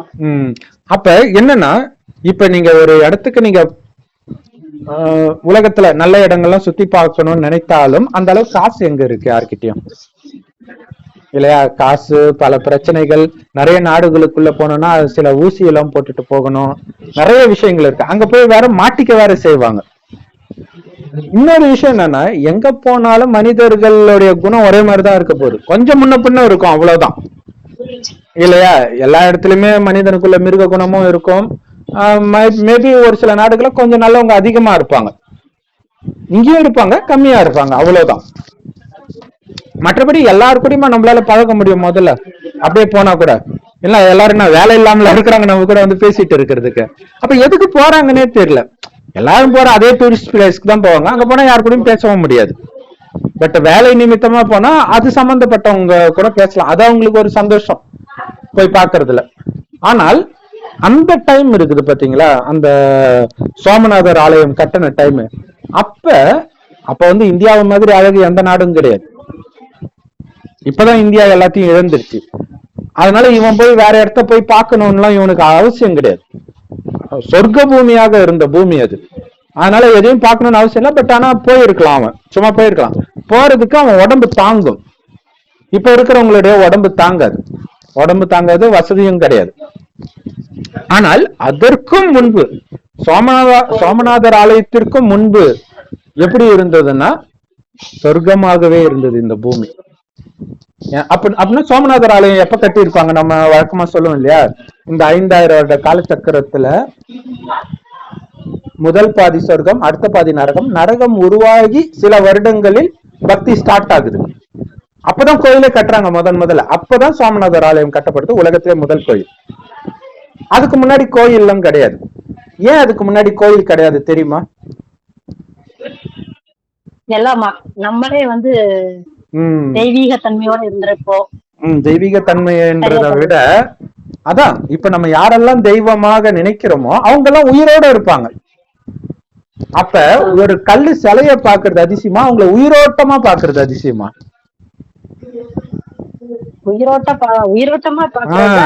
அதான அதிசயம். மகாத்மா காந்தியை பாக்குறதுக்கும் அவர் சிலையை பாக்குறதுக்கும் எவ்வளவு வித்தியாசம் இருக்குது. அன்னை தெரசா உயிரோட பாக்குறதுக்கும் அவங்க போட்டோ பாக்குறதுக்கும் எவ்வளவு வித்தியாசம் இருக்குது. அப்ப உயிரோட்டமா அவங்கள பாக்குறது எவ்வளவு பெரிய அதிசயம். அது பெரிய அதிசயம் இல்ல? கோயில்ல இருக்கிற சிலையெல்லாம் ஒரு நாள் அப்படியே உயிரோட்டமா வந்தா எப்படி இருக்கும்னு நம்ம அறியாம எப்பயாவது யோசிச்சிருப்போம். உங்களுக்கு தோணி இருக்கா அப்படி? உயிரோட்டமா அது வந்தா எப்படி இருக்கும்? அம்மன் அப்படியே எழுந்திருச்சு வந்தா எப்படி இருக்கும்? சினிமா எல்லாம் அந்த மாதிரி காட்டுவாங்கல்ல சில சமயம். அப்படிலாம் உங்களுக்கு தோணுது இல்லையா? இல்ல, சரி. ஆனா உயிரோட்டமா அங்க இருப்பாங்க. அதனால அங்க கோயில் கிடையாது. ஏன்னா இறந்த பிறகுதானே சிலை வைப்பாங்க. அவங்க எல்லாம் போன பிறகுதான் அவங்களுக்கு சிலை வைத்து கோயில் வழிபட்டாங்களே தவிர உயிரோட இருக்கும்போது தேவை கிடையாது. அவங்களும் வந்து கடவுளை பற்றி எல்லாம் சிந்தனை பண்ண மாட்டாங்க. ஏன்னா துக்கம்னா என்னன்னே தெரியாது. எண்ணத்தளவுல கூட துக்கம் வராது. இப்ப வந்து பெண்களாய் பிறக்கிறது ரொம்ப கஷ்டம் அப்படின்னு சொல்றதுக்கு முக்கியமான காரணம் வந்து குழந்தை பிறக்கிற வலியில இருந்து நிறைய வலி இருக்குல்ல. பெரிய வலி வந்து பிரசவ வலி தான் சொல்லுவாங்க இல்லையா? அதுவே வலி இருக்காதுன்ற. பிரசவமே குழந்தைக்கு வந்து குழந்தைக்கும் சரி தாய்க்கும் சரி ஒரு வலியை வேதனையை உருவாக்காது. தாய் சிரிச்சுக்கிட்டே தான் இருப்பாங்க, குழந்தையை சிரிச்சுக்கிட்டே பிறக்கும்ன்ற. அதனாலதான் அது சொர்க்கம்ன்றது. உயிரோட்டமா அந்த சொர்க்கம் அங்க இருக்கிறவங்களை பாக்குறது தான் மிகப்பெரிய அதிசயம். ஏன்னா உலகத்திலே நம்பர் 1 அதிசயம் சொர்க்கம்ன்ற. அதுவே பெரிய அதிசயம்னா அந்த சொர்க்கத்தில் இருக்கிற அந்த தேவதையாகவே நான் இருந்தா அதான பெரிய அதிசயம் இல்லையா? சொர்க்கத்தில் உயிரோட்டமா அந்த தேவதையாகவே நான் இருக்கிறதா பெரிய அதிசயம். அப்படி தேவதையாக ஆக முடியுமா? ஏன்னா இப்ப நீங்க வந்து தஞ்சை பெரிய கோயிலுக்கு போனா கூட உங்களுக்கு கொஞ்சம் காசு தேவை. பஸ்ஸுக்கும் போற வழியில சாப்பிடுறதுக்கும் அதுவே 1000 ரூபாய் ஆயிடும் இல்லையா? அதே மாதிரி நீங்க எல்லா ஊரு வேற நாடெல்லாம் போனீங்கன்னா லட்சக்கணக்கு கோடி கணக்குல ஆகும். ஆனா கோடி கணக்கு செலவு பண்ணாலும் அங்க ஒண்ணுத்தையும் நீங்க பார்த்திருக்க மாட்டீங்க. எதுவுமே உங்களுக்கு திருப்தியை கொடுக்காது, எதுக்கு சுத்தனே தெரியாது. ஆனால் சொர்க்கத்தில் உயிரோட்டமாக அப்படி நீங்க இருந்துட்டீங்க அப்படின்னா, அதாவது சொர்க்கத்தில் நீங்க வந்துட்டீங்கன்னா, முதல் 2500 வருஷம் இந்த பூமி சொர்க்கமா இருக்குது. அடுத்த 2500 வருடம் தான் இந்த பூமி நரகமாகுது. இதுல ஒரு பெரிய அதிசயம் என்னன்னா, இந்த சொர்க்கத்தின் ஆரம்பத்திலே நீங்க பிறந்துட்டீங்கன்னு வச்சுக்கோங்களா, மறுஜென்மம் எடுத்துக்கிட்டே இருப்பீங்க. ஏன்னா ஒன்ஸ் பிறந்துட்டாங்கன்னா திரும்பி மேல போக மாட்டாங்க. அதுக்கு முன்னாடி ஆத்மா எல்லாம் இங்கதான் இருக்கும். இதுதான் ஆத்மா இருக்கிற இடம், பரந்தாமம் அல்லது பரலோகம்னு சொல்லுவோம். இங்கதான் கடவுள் இருக்கிறார், சிவபெருமான். அவரை தான் அல்லாஹ் பரமபிதான்னு சொல்லுவோம். சோ அவருக்கும் நமக்கும் வித்தியாசம். நாம சொர்க்கத்தில் தேவதையாக பிறக்கிறோம், 2500 வருஷம் சொர்க்கத்தின் சுகத்தை அனுபவிக்கிறோம். அடுத்த 2500 வருடம் இந்த பூமி நரகமாகுது. அந்த நரகத்தில் கூட முதல் பாதி நமக்கு துக்கம் இருக்காது, ஏன்னா பாவம் செஞ்சாதானே துக்கம் வர்றதுக்கு. சொர்க்கத்தில் பாவம் செய்ய மாட்டோம், அங்க பாவம் செய்ய ஆரம்பிப்போம் நரகத்துல. சோ அது பாதி ஆன பிறகுதான் கொஞ்சம் கொஞ்சமா நம்ம வந்து வலியையே அனுபவிக்க ஆரம்பிப்போம். நோய் மூலமாக இந்த மாதிரி நிறைய பிரச்சனைகள் வர ஆரம்பிக்கும், இயற்கை சீற்றம் அந்த மாதிரி. இப்ப கலியுகத்தின் இறுதி 100 வருடத்தில் இருக்கிறோம். அந்த 100 வருடத்துல 85 வருஷம் முடிஞ்சிச்சு. அந்த இறுதி 100 வருடத்தில் தான் சிவபெருமான் ஒரு வயோதிகர் உடல்ல வந்து இந்த ஞானத்தை கொடுக்கிறார். இப்ப என்ன சொல்றாரு அப்படின்னா, நீங்க இங்க ஆரம்பத்திலே வந்துட்டீங்க அப்படின்னா 5000 வருஷமும் நீங்க சுத்தி பார்க்கலாம். பாரதத்துல மட்டும் இல்ல, சொர்க்கத்தில் வாழ்ந்த தேவதைகள் எல்லா நாட்டுக்கும் எல்லா நாட்டிலும் பிறவி எடுப்பாங்க. அமெரிக்கா, ஆப்பிரிக்கா, நீங்க அதான் நான் சொன்னேன் இல்லையா, உயிரோட்டமா அந்த கோயில் இருந்த டைம் அங்க இருப்பீங்க. அதை கட்டினதே நீங்களாதான் இருப்பீங்க. அது எப்படி இருக்கும் நினைச்சு பார்க்க. அந்த தஞ்சை பெரிய கோயில நான் தான் கட்டினேன், மீனாட்சி மதுரை மீனாட்சி கோயில நான் தான் கட்டினேன்னு நினைச்சா எப்படி இருக்கு உங்களுக்கு? கண்டிப்பா கட்டியிருப்போம் நாம. கடவுள் சொல்றாரு. இல்லாட்டினா இந்த ஞானத்தை கேட்கிற பொறுமை இருக்காது யாருக்குமே. அப்ப அந்த மாதிரி அப்ப கரெக்டா சொல்லணும்னா, உலகத்தையே 5000 வருஷம் சுத்தி பார்க்கறதுக்கு ஒரு பாஸ் கொடுக்கற மாதிரி இது. ஃப்ரீயா நீ எங்க வேணாலும் சுத்தலாம், போன யாரும் கேட்க மாட்டாங்க. உடம்பு தாங்குமா? இன்னொரு உடம்பு எடுத்து சுத்து, இன்னொரு உடம்பு எடுத்து சுத்து, இன்னொரு உடம்பு எடுத்து சுத்து. ஏன்னா நீ அழியக்கூடிய உடம்பு கிடையாது, ஆத்மான்ற. சொர்க்கத்துல எல்லாருமே நான் ஆத்மான்ற உணர்வுல இருப்பாங்க. உடம்புன்ற உணர்வே, அதாவது உடம்பு இருக்குன்னு தெரியும், ஆனா அந்த உடலை இயக்கக்கூடிய ஆத்மா நான்ற உணர்வுல இருப்பாங்க. அதனால ஒருவரை ஒருவர் ஆத்மாவாக பார்ப்பாங்களே தவிர உடலை பார்க்க மாட்டாங்க. உடலை பார்த்தால்தான் வெளிப்புற கவர்ச்சியில மயங்குவாங்க. சவுண்ட் கேக்குது, டிவி ஓடுதா பக்கத்துல? எதுவும் கேட்கல? ஓகே ஓகே, இங்கதான் கேக்குது, என்னன்னு தெரியல. சரி ஓகே. அப்ப 2500 வருடம் துக்கம்னா என்னன்னே தெரியாத உலகம் அது. மனிதர்களுக்கு மட்டும் இல்ல, எல்லா ஜீவராசிகளுக்கும். அதுதான் நிறைய மதங்கள்ல சிங்கமும் பசுவும் ஒன்னா தண்ணி குடிக்கும் ஒரே நீரோடையில ஒரே நேரத்துல அப்படின்னு சொல்லப்பட்டிருக்கும். அது கற்பனைக்கு எட்டாத விஷயம் இப்ப இல்லையா? மனிதனே எல்லாத்தையும் சாப்பிட ஆரம்பிச்சிட்டான், அங்க சிங்கம் கூட எதையும் சாப்பிடாது. அந்த மாதிரி உலகம் அது. ஒன்ஸ் நீங்க அந்த உலகத்துல பிறந்துட்டீங்கன்னா சொர்க்கத்துல வந்து பாரத பூமி தான் சொர்க்கமா இருக்கும். அதிலும் பாரதம் அப்படின்னு சொல்றது இப்ப நாம நினைக்கிற மாதிரி இவ்வளவு பெரிய பாரதம் கிடையாது. யமுனை நதிக்கரையில ஒரு பெரிய கிராமம் மாதிரி இருக்கும், அவ்வளவுதான் உலகத்திலே இருக்கும். மற்றதெல்லாம் கடல் மட்டத்துக்கு கீழே இருக்கும். அப்ப யோசிச்சு பாருங்க. ஆனா மக்களும் ரொம்ப கம்மியா இருப்பாங்க. மக்கள் வந்து வெறும் 9 லட்சம் பேர் தான் இருப்பாங்க. ஒரு பெரிய ஊர் அது. மொத்தமே 9 லட்சம் பேர் தான் மக்கள் தொகையே. ஆரம்பத்துல மக்கள் கம்மியா இருப்பாங்க, ஆனால் அளவற்ற செல்வம் இருக்கும். தங்க செங்கலால் கட்டப்பட்ட மாட மாளிகையில இருப்பாங்க. அதே மாதிரி விளைச்சல்லாம் அவ்வளவு சூப்பரா இருக்கும். இப்ப பாத்தீங்கன்னா திடீர்னு காய்கறி ரேட் ஏறுது, வெங்காய ரேட் ஏறுது, தக்காளி ரேட் ஏறுது. இப்ப எல்லா ரேட்டுமே ஏறிடுச்சு இல்லையா? இது இல்லாம பாகிஸ்தான், ஸ்ரீலங்கா இந்த மாதிரி இடங்கள்லாம் பாத்தீங்கன்னா விலைவாசி பயங்கரமா ஏறிடுச்சு. பஞ்சம், பட்டினி, புல்லு சாப்பிடுறாங்க பாலஸ்தீனத்துல. உலகம் ஃபுல்லாவே அந்த நிலை வரப்போகுது. ஆனால் என்ன ஒரு ஆச்சரியம்னா, அந்த மாதிரி நிலை இருக்கிற இந்த கடைசி நேரத்தில், சாப்பாட்டுக்கே வழி இல்லாத நேரத்தில் தான் சொர்க்கத்துக்கு போறதுக்கான பாசையை கடவுள் கொடுக்கிறார். இங்க வந்துட்டாலே 5000 வருஷம் நீங்க ஜாலியா சுத்தலாம். அதுலயும் சொர்க்கத்துல எல்லாம் நீங்க உழைச்சுதான் சாப்பிடணும்ன்ற அவசியமே கிடையாது. எல்லாருக்கிட்டையும் அளவற்ற செல்வம் இருக்கும், இருந்தாலும் வேலை செய்வாங்க, அவ்வளவுதான். ஆனா அது வந்து சாப்பாட்டுக்காக, காசுக்காக கிடையாது. பிறக்கும் போது தங்க ஸ்பூனோட பிறக்குறீங்கன்ற அந்த மாதிரி இடம். அங்க இருக்கக்கூடிய டெக்னாலஜி நான் சொன்னேன் இல்லையா, அந்த சோமநாதர் ஆலயத்துல அந்தரத்துல வந்து சிவலிங்கம் மிதக்குதுன்ட்டு அதுவே பயங்கரமா இருக்குது. ஆனா சொர்க்கத்துல அதை விட டெக்னாலஜி பயங்கரமா இருக்கும். சொர்க்கத்தின் ஆரம்பத்துல என்ன டெக்னாலஜினா புஷ்ப விமானம் அப்படின்னு சொல்றோம். இப்போதைக்கு ஏரோப்ளேன் நமக்கு தெரியும். ஆனா ஏரோப்ளேன் கூட ஓகே, ஏரோப்ளேன் வந்து ஒரு 4 மணி நேரத்துல இங்க இருந்து டெல்லிக்கு போயிடும்னு நினைக்கிறேன். ஆனா அது எவ்வளவு ஸ்பீடா இருக்கும்னா, இந்தியாவில இருந்து அமெரிக்காவுக்கு போறதுக்கு ஒரு போன் பண்ற நேரத்துல போயிடும்ன்ற. நம்ம போன் பண்ணி அடுத்தவர் எடுக்கிறதுக்குள்ள போயிடும்னா அது என்ன மாதிரி டெக்னாலஜி பாருங்க. அப்ப அங்க இருக்கிறவங்க எவ்வளவு புத்திசாலியா இருந்திருப்பாங்கன்னு யோசிச்சு பாருங்க. அந்த புத்திசாலி இருந்தது நாம தான். இதே ஆத்மாக்குள்ளதான் மனம் புத்தி இருக்கு. இதே ஆத்மா தான் அவ்வளவு புத்திசாலியா இருந்துச்சு. ஆனா இப்ப எங்க போச்சு அந்த புத்தி? அந்த சோமநாதர் ஆலயத்தை கட்டினதும் இதே புத்தி தான். இப்ப தஞ்சை பெரிய கோயிலை கட்டினதும் இதே புத்தி தான். ஆனா இப்ப எங்க இப்ப ஏன் அதை பார்த்து அப்படியே ஆச்சரியப்படுறோமே தவிர நம்மளால எதுவுமே யோசிக்க முடியல. ஏன்? கடவுள் சொல்றாரு, ஏன்னா ஆத்மா மயக்க நிலைக்கு போயிடுச்சு. காமம், கோபம், பற்று, பேராசை, அகங்காரம்ன்ற இந்த 5 விகாரம் ஆத்மாவை சுத்திடுச்சு. ஆத்மாவை சுத்தி ஒரு அழுக்கு மாதிரி ஆயிடுச்சு. அந்த அழுக்கு நீங்கிட்டா போதும், தானா புத்தி பிரகாசமா வேலை செய்யும்ன்ற. அந்த அழுக்கை நீக்கிறதுக்கு தான் சிவ பரமாத்மாவை நினைவு பண்ணிக்கிட்டே இருக்கணும். அவரு செம்பொன் நிறமான ஒளி உலகத்துல நட்சத்திரமா இருக்கார். நாமெல்லாம் அங்க இருந்துதான் வந்தோம்.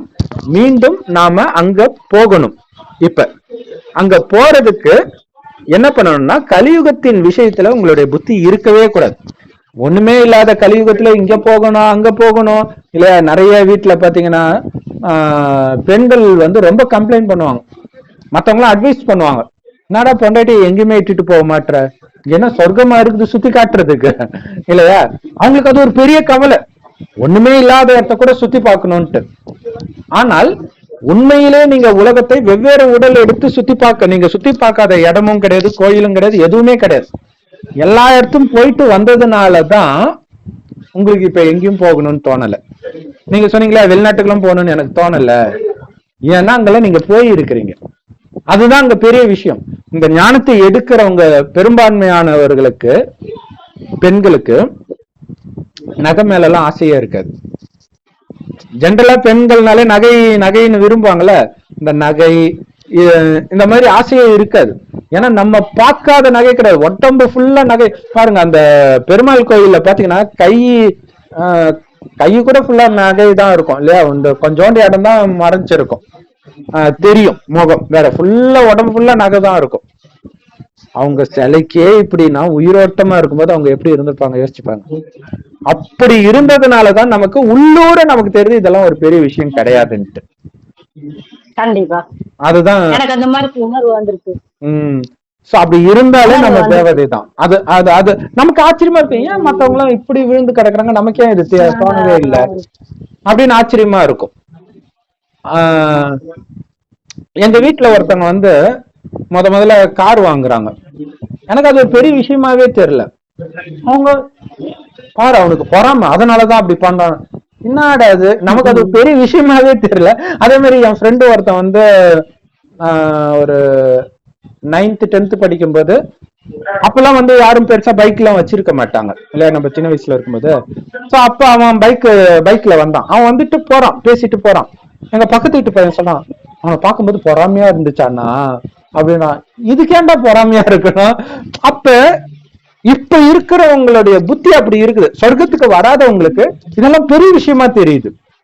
அங்க போயிட்டு அங்க வாழ்ந்துட்டு எல்லாத்தையும் பார்த்துட்டு வந்ததுனால நமக்கு எதுவுமே பெரிய விஷயமா தோணாது. சோ இப்ப நாம மீண்டும் அங்க போக போறோம். அங்க போயிட்டீங்கனால எல்லாமே உங்க புத்தி தானாவே புத்திசாலித்தனமா ஆயிடும். அதுக்கு அந்த அழுக்க மட்டும் நீங்க நீக்கணும். ஒரு சிவபெருமானை தவிர யாரையும் நினைக்க கூடாது. அவர் எப்படி நினைக்கணும்? அவர் உண்மையிலே எப்படி இருக்கிறார்? செம்பொன் நிறமான ஒளி உலகத்துல நட்சத்திரம் மாதிரி இருக்காரு. சோ அப்படி நினைக்கணும். சிவலிங்கமாகவோ அல்லது நடராஜராகவோ நினைத்தால் பாவம் அழியாது. அதெல்லாம் சும்மா அவங்களுடைய சிலை இல்ல, அது கூட ஒரிஜினலா இருக்கிறது இல்ல, அதோடைய நினைவா வைக்கப்பட்டதுதான். ஏன்னா ஒரிஜினலா யாரும் பார்த்தது இல்ல. இப்ப கடவுள் சொல்றாரு, செம்பொன் நிறமான ஒளி உலகத்துல நான் நட்சத்திரம் மாதிரி இருக்கேன், நீங்க பூர்வ மத்தியில நட்சத்திரம் மாதிரி சொல்லிக்கிறீங்க. இப்ப உடம்புன்றதை மறந்துடுங்க, வெறும் ஆத்மா. நானு வெறும் ஆத்மா எப்ப இருக்கும்? இறந்து போனாதான் இருக்கும் இல்லையா. அப்படி இறந்துட்டேன்னு நினைச்சுக்கோங்க. சொர்க்கத்துக்கு நீங்க போறதுக்கு இப்ப தயாராகுறீங்க. அந்த சொர்க்கத்துக்கு நீங்க போகணும். போறதுக்கான வழியை நான் கத்துக் கொடுக்கிறேன். இதுதான் இங்க பெரிய விஷயம். அமெரிக்காவுக்கு போறதுக்கு காசு வேணும், ஏழையால போக முடியாது இல்லையா. துபாய் அந்த மாதிரி இதுக்கெல்லாம் போக முடியாது. அப்ப போறதுக்கு ஒரு படிப்பு இருந்தா கன்ஃபார்மா இத பச்சை நீ அமெரிக்கா போயிடுவப்பா. அப்படி இல்லையா, போனாலுமே தானே துரத்தி அனுப்புறாங்க இல்லையா. இப்ப நிறைய வேலையை விட்டெல்லாம் தூக்குறாங்க. ஆனால் சொர்க்கத்துக்கே நீங்க போறீங்க, அதுக்கு நான் ஒரு படிப்பு சொல்லி கொடுக்குறேன்ற. அந்த படிப்பு தான் உங்களுக்கு என்ட்ரன்ஸ் டிக்கெட். சும்மா போறது கிடையாது. அங்க போனா நீங்க எவ்வளவு செல்வந்தரா இருப்பீங்களோ அவ்வளவு செல்வந்தரா போக போறீங்க. அவ்வளவு செல்வத்தையும் இந்த குட்டிக்கோண்ட ஆத்மாவில நிரப்பி அனுப்புறாரு. அந்த தூய்மை ஆக ஆக அந்த செல்வம் எல்லாம் தானா உங்களை தேடி வரும். அங்க நீங்க ஜஸ்ட் தூய்மை ஆக்கணும். அப்ப தூய்மை ஆகிறதுக்கு சிவபரமாத்மாவை நினைவு பண்ணிக்கிட்டே இருக்கணும். ஒவ்வொருத்தரும் ஆத்மாவை பார்க்கணும். உடலே உங்க கண்ணுக்கு தெரியக்கூடாது. உடல் ஒரு பணம் மாதிரி தெரியணும். இப்ப அமெரிக்கால ஒரு ஃபங்க்ஷன் இருக்கும். ஹனுக்கான்னு ஒரு ஃபங்க்ஷன் இருக்குது. அந்த ஃபங்க்ஷன் என்ன பண்ணுவாங்க அப்படின்னா, முயல் மாதிரி, சிங்கம் மாதிரி இப்படி எல்லாம் வேஷம் போட்டுக்குவாங்க.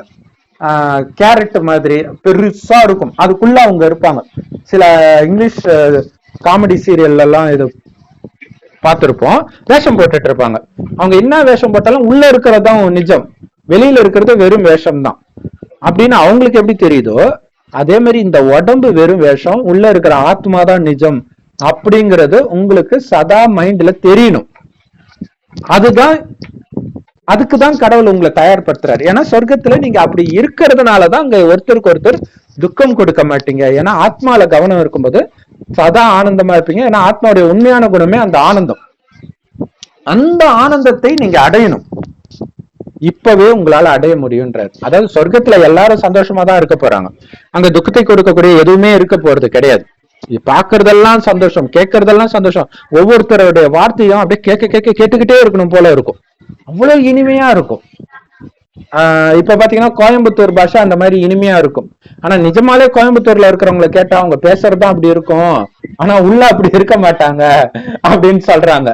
ஆனா சொர்க்கத்துல நிஜமாவே உள்ளுக்குள்ளேயே அவ்வளவு அன்பாதான் பேசுவாங்க. அப்படிப்பட்ட ஒரு இடத்துக்கு நாம போக போறோம். ஒரு பைசா செலவில்லாம போக போறோம். அதுக்குதான் இறைவன் வந்திருக்கிறார். உங்களை அங்க அழைச்சிட்டு போறதுக்கு தான் வந்திருக்கிறார். அப்படி அழிச்சிட்டு போறதுதான் அவருடைய வேலை. 5000 வருஷத்துக்கு ஒரு தடவை கடைசியில எல்லாத்தையும் இழந்து நிற்கும் போது மீண்டும் நம்மை அழைச்சிட்டு போறதுக்காக இந்த ஞானத்தை கொடுக்கிறார். ஒரு டிஸ்டர்பன்ஸ் கேட்டுக்கிட்டே இருக்கு. உங்களுக்கு கேட்கல எதுவும்?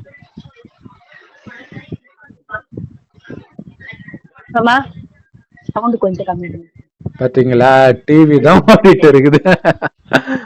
அதான் என்னடா இவ்வளவு நேரம் ஹால்ல இருந்தாரு.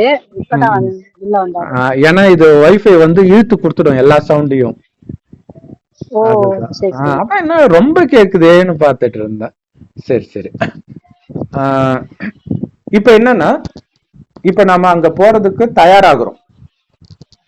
அங்க போறதுக்கு தயாராகிறோம் அப்படின்னாலே அங்க இருக்கிற ஆரோக்கியம் கிடைச்சிடும், அழகு கிடைச்சிடும், செல்வம் கிடைச்சிடும், புத்திசாலித்தனம் கிடைச்சிடும், எல்லாமே கிடைச்சிடும். எல்லாத்துக்கும் மேல ஒரு அதிசயம் என்ன அப்படின்னா, இதெல்லாம் உங்களுக்கு புதுசா கிடைக்கிறது இல்ல, ஒவ்வொரு 5000 வருஷத்துக்கு ஒரு தடவை கிடைக்குது. இதுல இன்னொரு முக்கியமான விஷயம் என்னன்னா, அந்த சொர்க்கத்தின் ஆரம்பத்துல என்னாச்சு சிஸ்டர், வந்துருச்சா? சரி ஓகே, முடிய போகுது. கையில கூட சரி சரி சரி சரி ஆனா கையில கூட புடிச்சுக்கோங்க, முடிய போகுது. அப்ப என்னன்னா, மீண்டும் நாம கையில புடிச்சுக்கோங்க, அது நிக்காதுன்னு நினைக்கிறேன். அது மட்டும் கிடையாது, சொர்க்கத்தில் நாம எந்த உடல் எடுத்தோமோ இதுக்கு முன்னாடி அதே உடல் நமக்கு கிடைக்க போகுது. சொர்க்கத்தில் எந்த அப்பா அம்மாவுக்கு நாம பிறந்தோமோ அதே அப்பா அம்மாவுக்கு பிறப்போம். அதே உடலோட அதே கூட பிறந்தவங்க இருப்பாங்க, அதே கணவன் அல்லது மனைவி இருப்பாங்க, அதே குழந்தை தான் உங்களுக்கு பிறக்கும். அப்படின்னா என்ன அர்த்தம்னா, 5000 வருஷம் ஆகுது. அதுதான் இருக்கிறதுல ரொம்ப சுகத்தை கொடுத்த குடும்பமாக இருக்கும். அதே குடும்பத்தை நீங்க பார்க்க போறீங்க. யோசிச்சு பாருங்களா, உங்களுடைய 5000 வருஷத்துக்கு முன்னாடி மனைவியோ கணவனோ இப்ப எங்கேயோ இருக்கலாம், அனைத்தையும் இழந்து கூட இருக்கலாம். ஆனா இதை முயற்சி பண்ணிட்டு இருப்பாங்க அங்க வர்றதுக்கு, இறைவனோட ஞானத்தை கேட்டு. உங்க குழந்தை முயற்சி பண்ணிட்டு இருப்பாங்க, உங்க அப்பா அம்மா முயற்சி பண்ணிட்டு இருப்பாங்க. சோ அதை நாம பார்க்க போறோம்னா அதுதானே உண்மையான சந்தோஷம் இல்லையா? சோ அதையும் பார்க்க போறோம், உலகத்தையே ஆள போறோம்ன்ற. இங்க இருக்கிற மாதிரி இந்த என்னமோ சொல்லுவாங்களே, அந்த கல்லு நவுத்தி வச்சதுக்கெல்லாம் வெட்டுக்குத்து நடக்குது இல்ல, கிராமத்துல எல்லாம் வாய்க்கா வரப்பு சண்டை எல்லாம் சொல்லுவாங்கல்ல, எதுவுமே இருக்காது. எல்லை கல் எல்லாம் வேலையே கிடையாது. யாரும் இன்னொருத்தரத அபகரிக்கணும்லாம் நினைக்க மாட்டாங்க. அவ்வளவு இடம் இருக்கும். விண்ணுக்கும் மண்ணுக்கும் உன்னை அதிபதியா படைத்தேன்னு பைபிள்ல இருக்கும். அது நிஜத்துல அங்கதான் நீங்க எந்த ஊருக்கும் போறதுக்கு பாஸ்போர்ட் தேவையில்ல, விசா தேவையில்ல, மெயினா டாக்ஸ் கட்ட தேவையில்ல. இல்ல இப்ப தொழில் வரி, வீட்டு வரி, தண்ணி வரி, எவ்வளவு இது போகுது, எதுவுமே கிடையாது. ராஜா உங்க வருமானத்துல வாழ மாட்டார். இங்க அரசாங்கமே நம்ம வருமானத்துல தானே நடக்குது. அங்க அவரே பணக்காரரா தான் இருப்பார். அந்த ராஜாவாக நீங்க வாங்கன்ற, அதுக்குதான் இது பேரு ராஜயோகம். அதுக்கு நீங்க பண்ண வேண்டியதுலாம் உங்களை ஆத்மான்னு உணர்ந்து ஆத்மாவின் தந்தை சிவபரமாத்மாவை சதா நினைவு பண்ணிட்டு இருக்கணும். அவர் நம்ம கிட்ட இந்த ஞானத்தை கொடுப்பதற்காகவே ஒரு வயோதிகர் உடல்ல வரார். அவரு பிரம்மா அப்படின்னு சொல்றோம். பிரம்மா வாய் வழியாக சிவபெருமான் கொடுக்கிற இந்த ஞானத்தை பிரம்மகுமாரிகள் ராஜயோக தியான நிலையத்துல முற்றிலும் இலவசமாக முரளி அப்படின்னு போதிக்கப்படுது. சோ அதை தினமும் கேட்கணும். கேட்டது திரும்ப திரும்ப மனசுக்குள்ள அசை போட்டுக்கிட்டே இருக்கணும். இறைவன் நினைவிலே இருக்கணும். நினைச்சு உலகத்தையே மறந்துடணும்ன்ற, உங்க உடலையே மறந்துடணும்ன்ற. ஏன்னா இந்த உலகத்தை விட்டுட்டு நீங்க இன்னொரு உலகத்துக்கு போகணும்னா, இந்த உலகத்தின் ஞாபகம் உங்களை பிடிச்சி இழுத்துருச்சுன்னா மறுபடியும் இங்க பிறந்துடுவீங்க. அப்புறம் இந்த ஞானம் எப்ப கிடைச்சி, எப்ப முயற்சி பண்ணி, எப்ப வர்றது இல்லையா? அதே மாதிரி இந்த உடல் சார்ந்த உறவுகள் எல்லாத்தையும் விட்டுருங்க. ஏன்னா அங்க புது உறவு உங்களுக்காக வெயிட் பண்ணிட்டு இருக்குது. எந்த விதமான நோய் இருக்காது, காழ்ப்புணர்ச்சி இருக்காது. ஆனா இன்னைக்கு உலகம் எப்படி இருக்குது, ஏதோ ஒண்ணு சொல்லுவாங்கல்ல, ஏதோ ஒரு குறிப்பிட்ட வயசு வரைக்கும் தான் அண்ணன் தம்பி, அதுக்கப்புறம் பங்காளி ஏதோ சொல்லுவாங்க இல்லையா, வெட்டு குத்துன்னு போயிடும். இந்த மாதிரிலாம் எதுவுமே நடக்காது. இன்னொரு விஷயம் என்ன தெரியுமா, சூப்பரான விஷயம், அங்க எல்லார் வீட்டிலையும் முதல்ல ஆண் குழந்தை தான் பிறக்கும், அடுத்தது ஒரு பெண் குழந்தை பிறக்கும், அவ்வளவுதான். எல்லார் வீட்லயும் கரெக்டா 2 குழந்தை தான் இருக்கும். எவ்வளவு சூப்பரா இருக்கும் யோசிச்சு பாருங்க. இன்னொன்னு அங்க யோக பலத்தினால்தான் குழந்தை பிறக்கும். ஏன்னா அங்க இருக்கிறவங்களுக்கு காமம், கோபம், பற்று, பேரசாங்கன்னா என்னன்னே தெரியாது. எண்ணத்தின் மூலமாக கணவனும் மனைவியும் நமக்கு ஒரு வாரிசு வேணும்னு நினைக்கும் போது மனைவி கர்ப்பம் அடைவாங்க. சோ அந்த மாதிரி பரிசுத்தமாக தான் அங்க குழந்தையே பிறந்தது. அங்க இருந்து அத்தனை பேரும் அப்படிதான் பிறந்தாங்க. அதனாலதான் இந்துக்கள் மட்டும் அத்தனை தேவதைகளுக்கு கோயில் கட்டுறாங்க. கிறிஸ்தவ மதத்துல ஒரே ஒரு இயேசுவுக்கு மட்டும்தான் வழிபடுறாங்கன்னா அவர் மட்டும்தான் பரிசுத்தமா பிறந்திருக்கிறார். அதனாலதான் இந்து மதத்துல மட்டும் அத்தனை பேர்னா அத்தனை பேரும் பரிசுத்தமாக பிறந்தவர்கள், ஒரிஜினல் சொர்க்கத்தில் வாழ்ந்தவர்கள். இயேசு சொர்க்கத்துல வாழல, நரகத்துல 2000 வருஷம் முன்னாடி தானே வந்தாரு. 2500 வருடத்துக்கு அப்புறம் முன்னாடி தானே சொர்க்கமே இருக்குது. சோ அதனால ஒரிஜினல் சொர்க்கத்துக்கு வந்துட்டீங்கன்னா ஒட்டுமொத்த உலகத்தையும் உயிரோட்டமாக பார்ப்பீங்க. இப்ப பாக்குற மாதிரி பணமா பார்க்க மாட்டீங்க இல்ல. இப்ப இருக்கிற எல்லா இடமும் உங்களுக்கு துக்கத்தை தான் கொடுக்குது இல்லையா. திடீர்னு கொஞ்சம் மழை பெஞ்சா திடீர்னு பூமிக்குள்ள வீடே போயிடுது. இப்ப ஊரே மூழ்கிச்சு இல்லையா, தூத்துக்குடி பக்கம்லாம் மூழ்கிச்சு, சென்னை பக்கம் மூழ்கிச்சு. இன்னும் என்னென்ன இப்ப வெயில ஒரு வழி பண்ணுது, இன்னும் என்னென்ன ஆகுமோ தெரியாது. ஆனால் இந்த அழிவு காலத்தில் தான் அந்த சொர்க்கத்துக்கு போறதுக்கான ஞானமும் தேவை. இப்ப மட்டும்தான் உங்களுக்கு இந்த ஞானம் கிடைக்குது. சோ அதனால மற்றவர்களுக்கு துக்கமான இதே நேரம் நமக்கு மிக சுகமான நேரம், இறைவனுடைய ஞானத்தை மட்டும் கேட்டுக்கிட்டு இருக்கிறதுனால. அப்ப என்ன ஆகுனா, ஃபுல் ஆத்ம உணர்வுல இருக்கும்போது உலகம் அழியும் போது உங்களுக்கு பயமே இருக்காது. ஏன்னா 2 காரணம். உடல்னு நினைச்சாதான் உங்களுக்கு பயம் வரும். ஆத்மா வெட்டவும் முடியாது, எரிக்கவும் முடியாது, நினைக்கவும் முடியாது. இன்னொன்னு, எதுவுமே என்னுடைய உறவு கிடையாது, இறைவன் மட்டும்தான் என்னுடைய உறவுன்னு நினைக்கிறதுனால உங்களுக்கு எப்படி துக்கத்தை கொடுக்க முடியும்? பொருளும் என்னது கிடையாது, சொத்தும் என்னது கிடையாது, உறவுகளும் என்னது கிடையாது. இப்ப என்னானாலும் நீங்க கவலைப்பட மாட்டீங்க, அப்படி ஒரு ஆனந்தமாக இருப்பீங்க. அந்த மாதிரி ஆனந்தமான உலகத்துக்கு அழைச்சிட்டு போறதுக்காகவே சிவபெருமான் வந்திருக்கிறார். நம்ம இப்ப அவர் கைய பிடிச்சிட்டா போதும், உலகம் ஃபுல்லா அவரு வரமாட்டாரு, உலகம் ஃபுல்லா சுத்தி பாக்குறதுக்கு நம்ம அனுப்பி வச்சிடுவாரு. ஆனா அதுக்கு முன்னாடி நாம போக வேண்டிய இடம் பரந்தாமம். அதுக்காக தான் முதல்ல பரந்தாமத்தை நினைக்கிறோம், அடுத்தது சொர்க்கத்தையும் நினைக்கிறோம். சொர்க்கம் எப்படி இருக்கும்ன்றதெல்லாம் இறைவன் தினம் தினம் அந்த முரளியில சொல்லுவார். சோ அதை அவசியம் கேட்கணும். சோ இறப்பதற்கு முன்பு நாம பார்க்க வேண்டிய இடம் முக்கியமானது எது அப்படின்னா பிரம்மகுமாரி சென்டர். ஏன்னா அதன் மூலமாக தான் உலகத்தையே நீங்க சுத்தி பார்க்க முடியும் இல்லையா. இறைவனுடைய ஞானம், அதுக்கும் எனக்கு டைம் இல்லை, நான் பிஸின்னு நீங்க நினைச்சீங்கன்னா யூடியூப் வெப்சைட்ஸ்ல இருக்கு, இந்த வீடியோ கீழே லிங்க் இருக்கும். நிறைய யூடியூப் வெப்சைட்ஸ்ல போடுறாங்க முரளி, எல்லா மொழியிலும். நம்மளே ஒரு சேனல்ல போடுறோம். சோ அதை தயவு செய்து கேளுங்க. இறைவனை உங்களை ஆத்மானு உணர்ந்து இறைவனை செவ்வானத்துல நட்சத்திரம் மாதிரி நினைவு பண்ணிக்கிட்டே இருங்க. சோ இந்த ஒரு இடத்துக்கு போறதன் மூலமாக தான் சொர்க்கத்துக்கு வரீங்க. சொர்க்கத்துக்கு வந்துட்டாலே ஒட்டுமொத்த உலகத்தையும் நீங்க அனுபவிக்க தான் போறீங்க. அப்ப சொர்க்கத்தின் வாசல் எதுன்னா இந்த ஞானம் தான். இந்த ஞானம் கொடுக்கிற பிரம்மகுமாரி ராஜயோக தியான நிலையங்கள் தான். ஓகே, இதுதான் இன்னைக்கு மெயினா சொல்லணும்னு நினைச்சது. ரொம்ப தேங்க்ஸ் சிஸ்டர் கலந்துகிட்டதுக்கு. எல்லா சகோதர சகோதரிகளுக்கும் வணக்கம். ஓம் சாந்தி. தேங்க்ஸ் ஃபார் வாட்சிங்.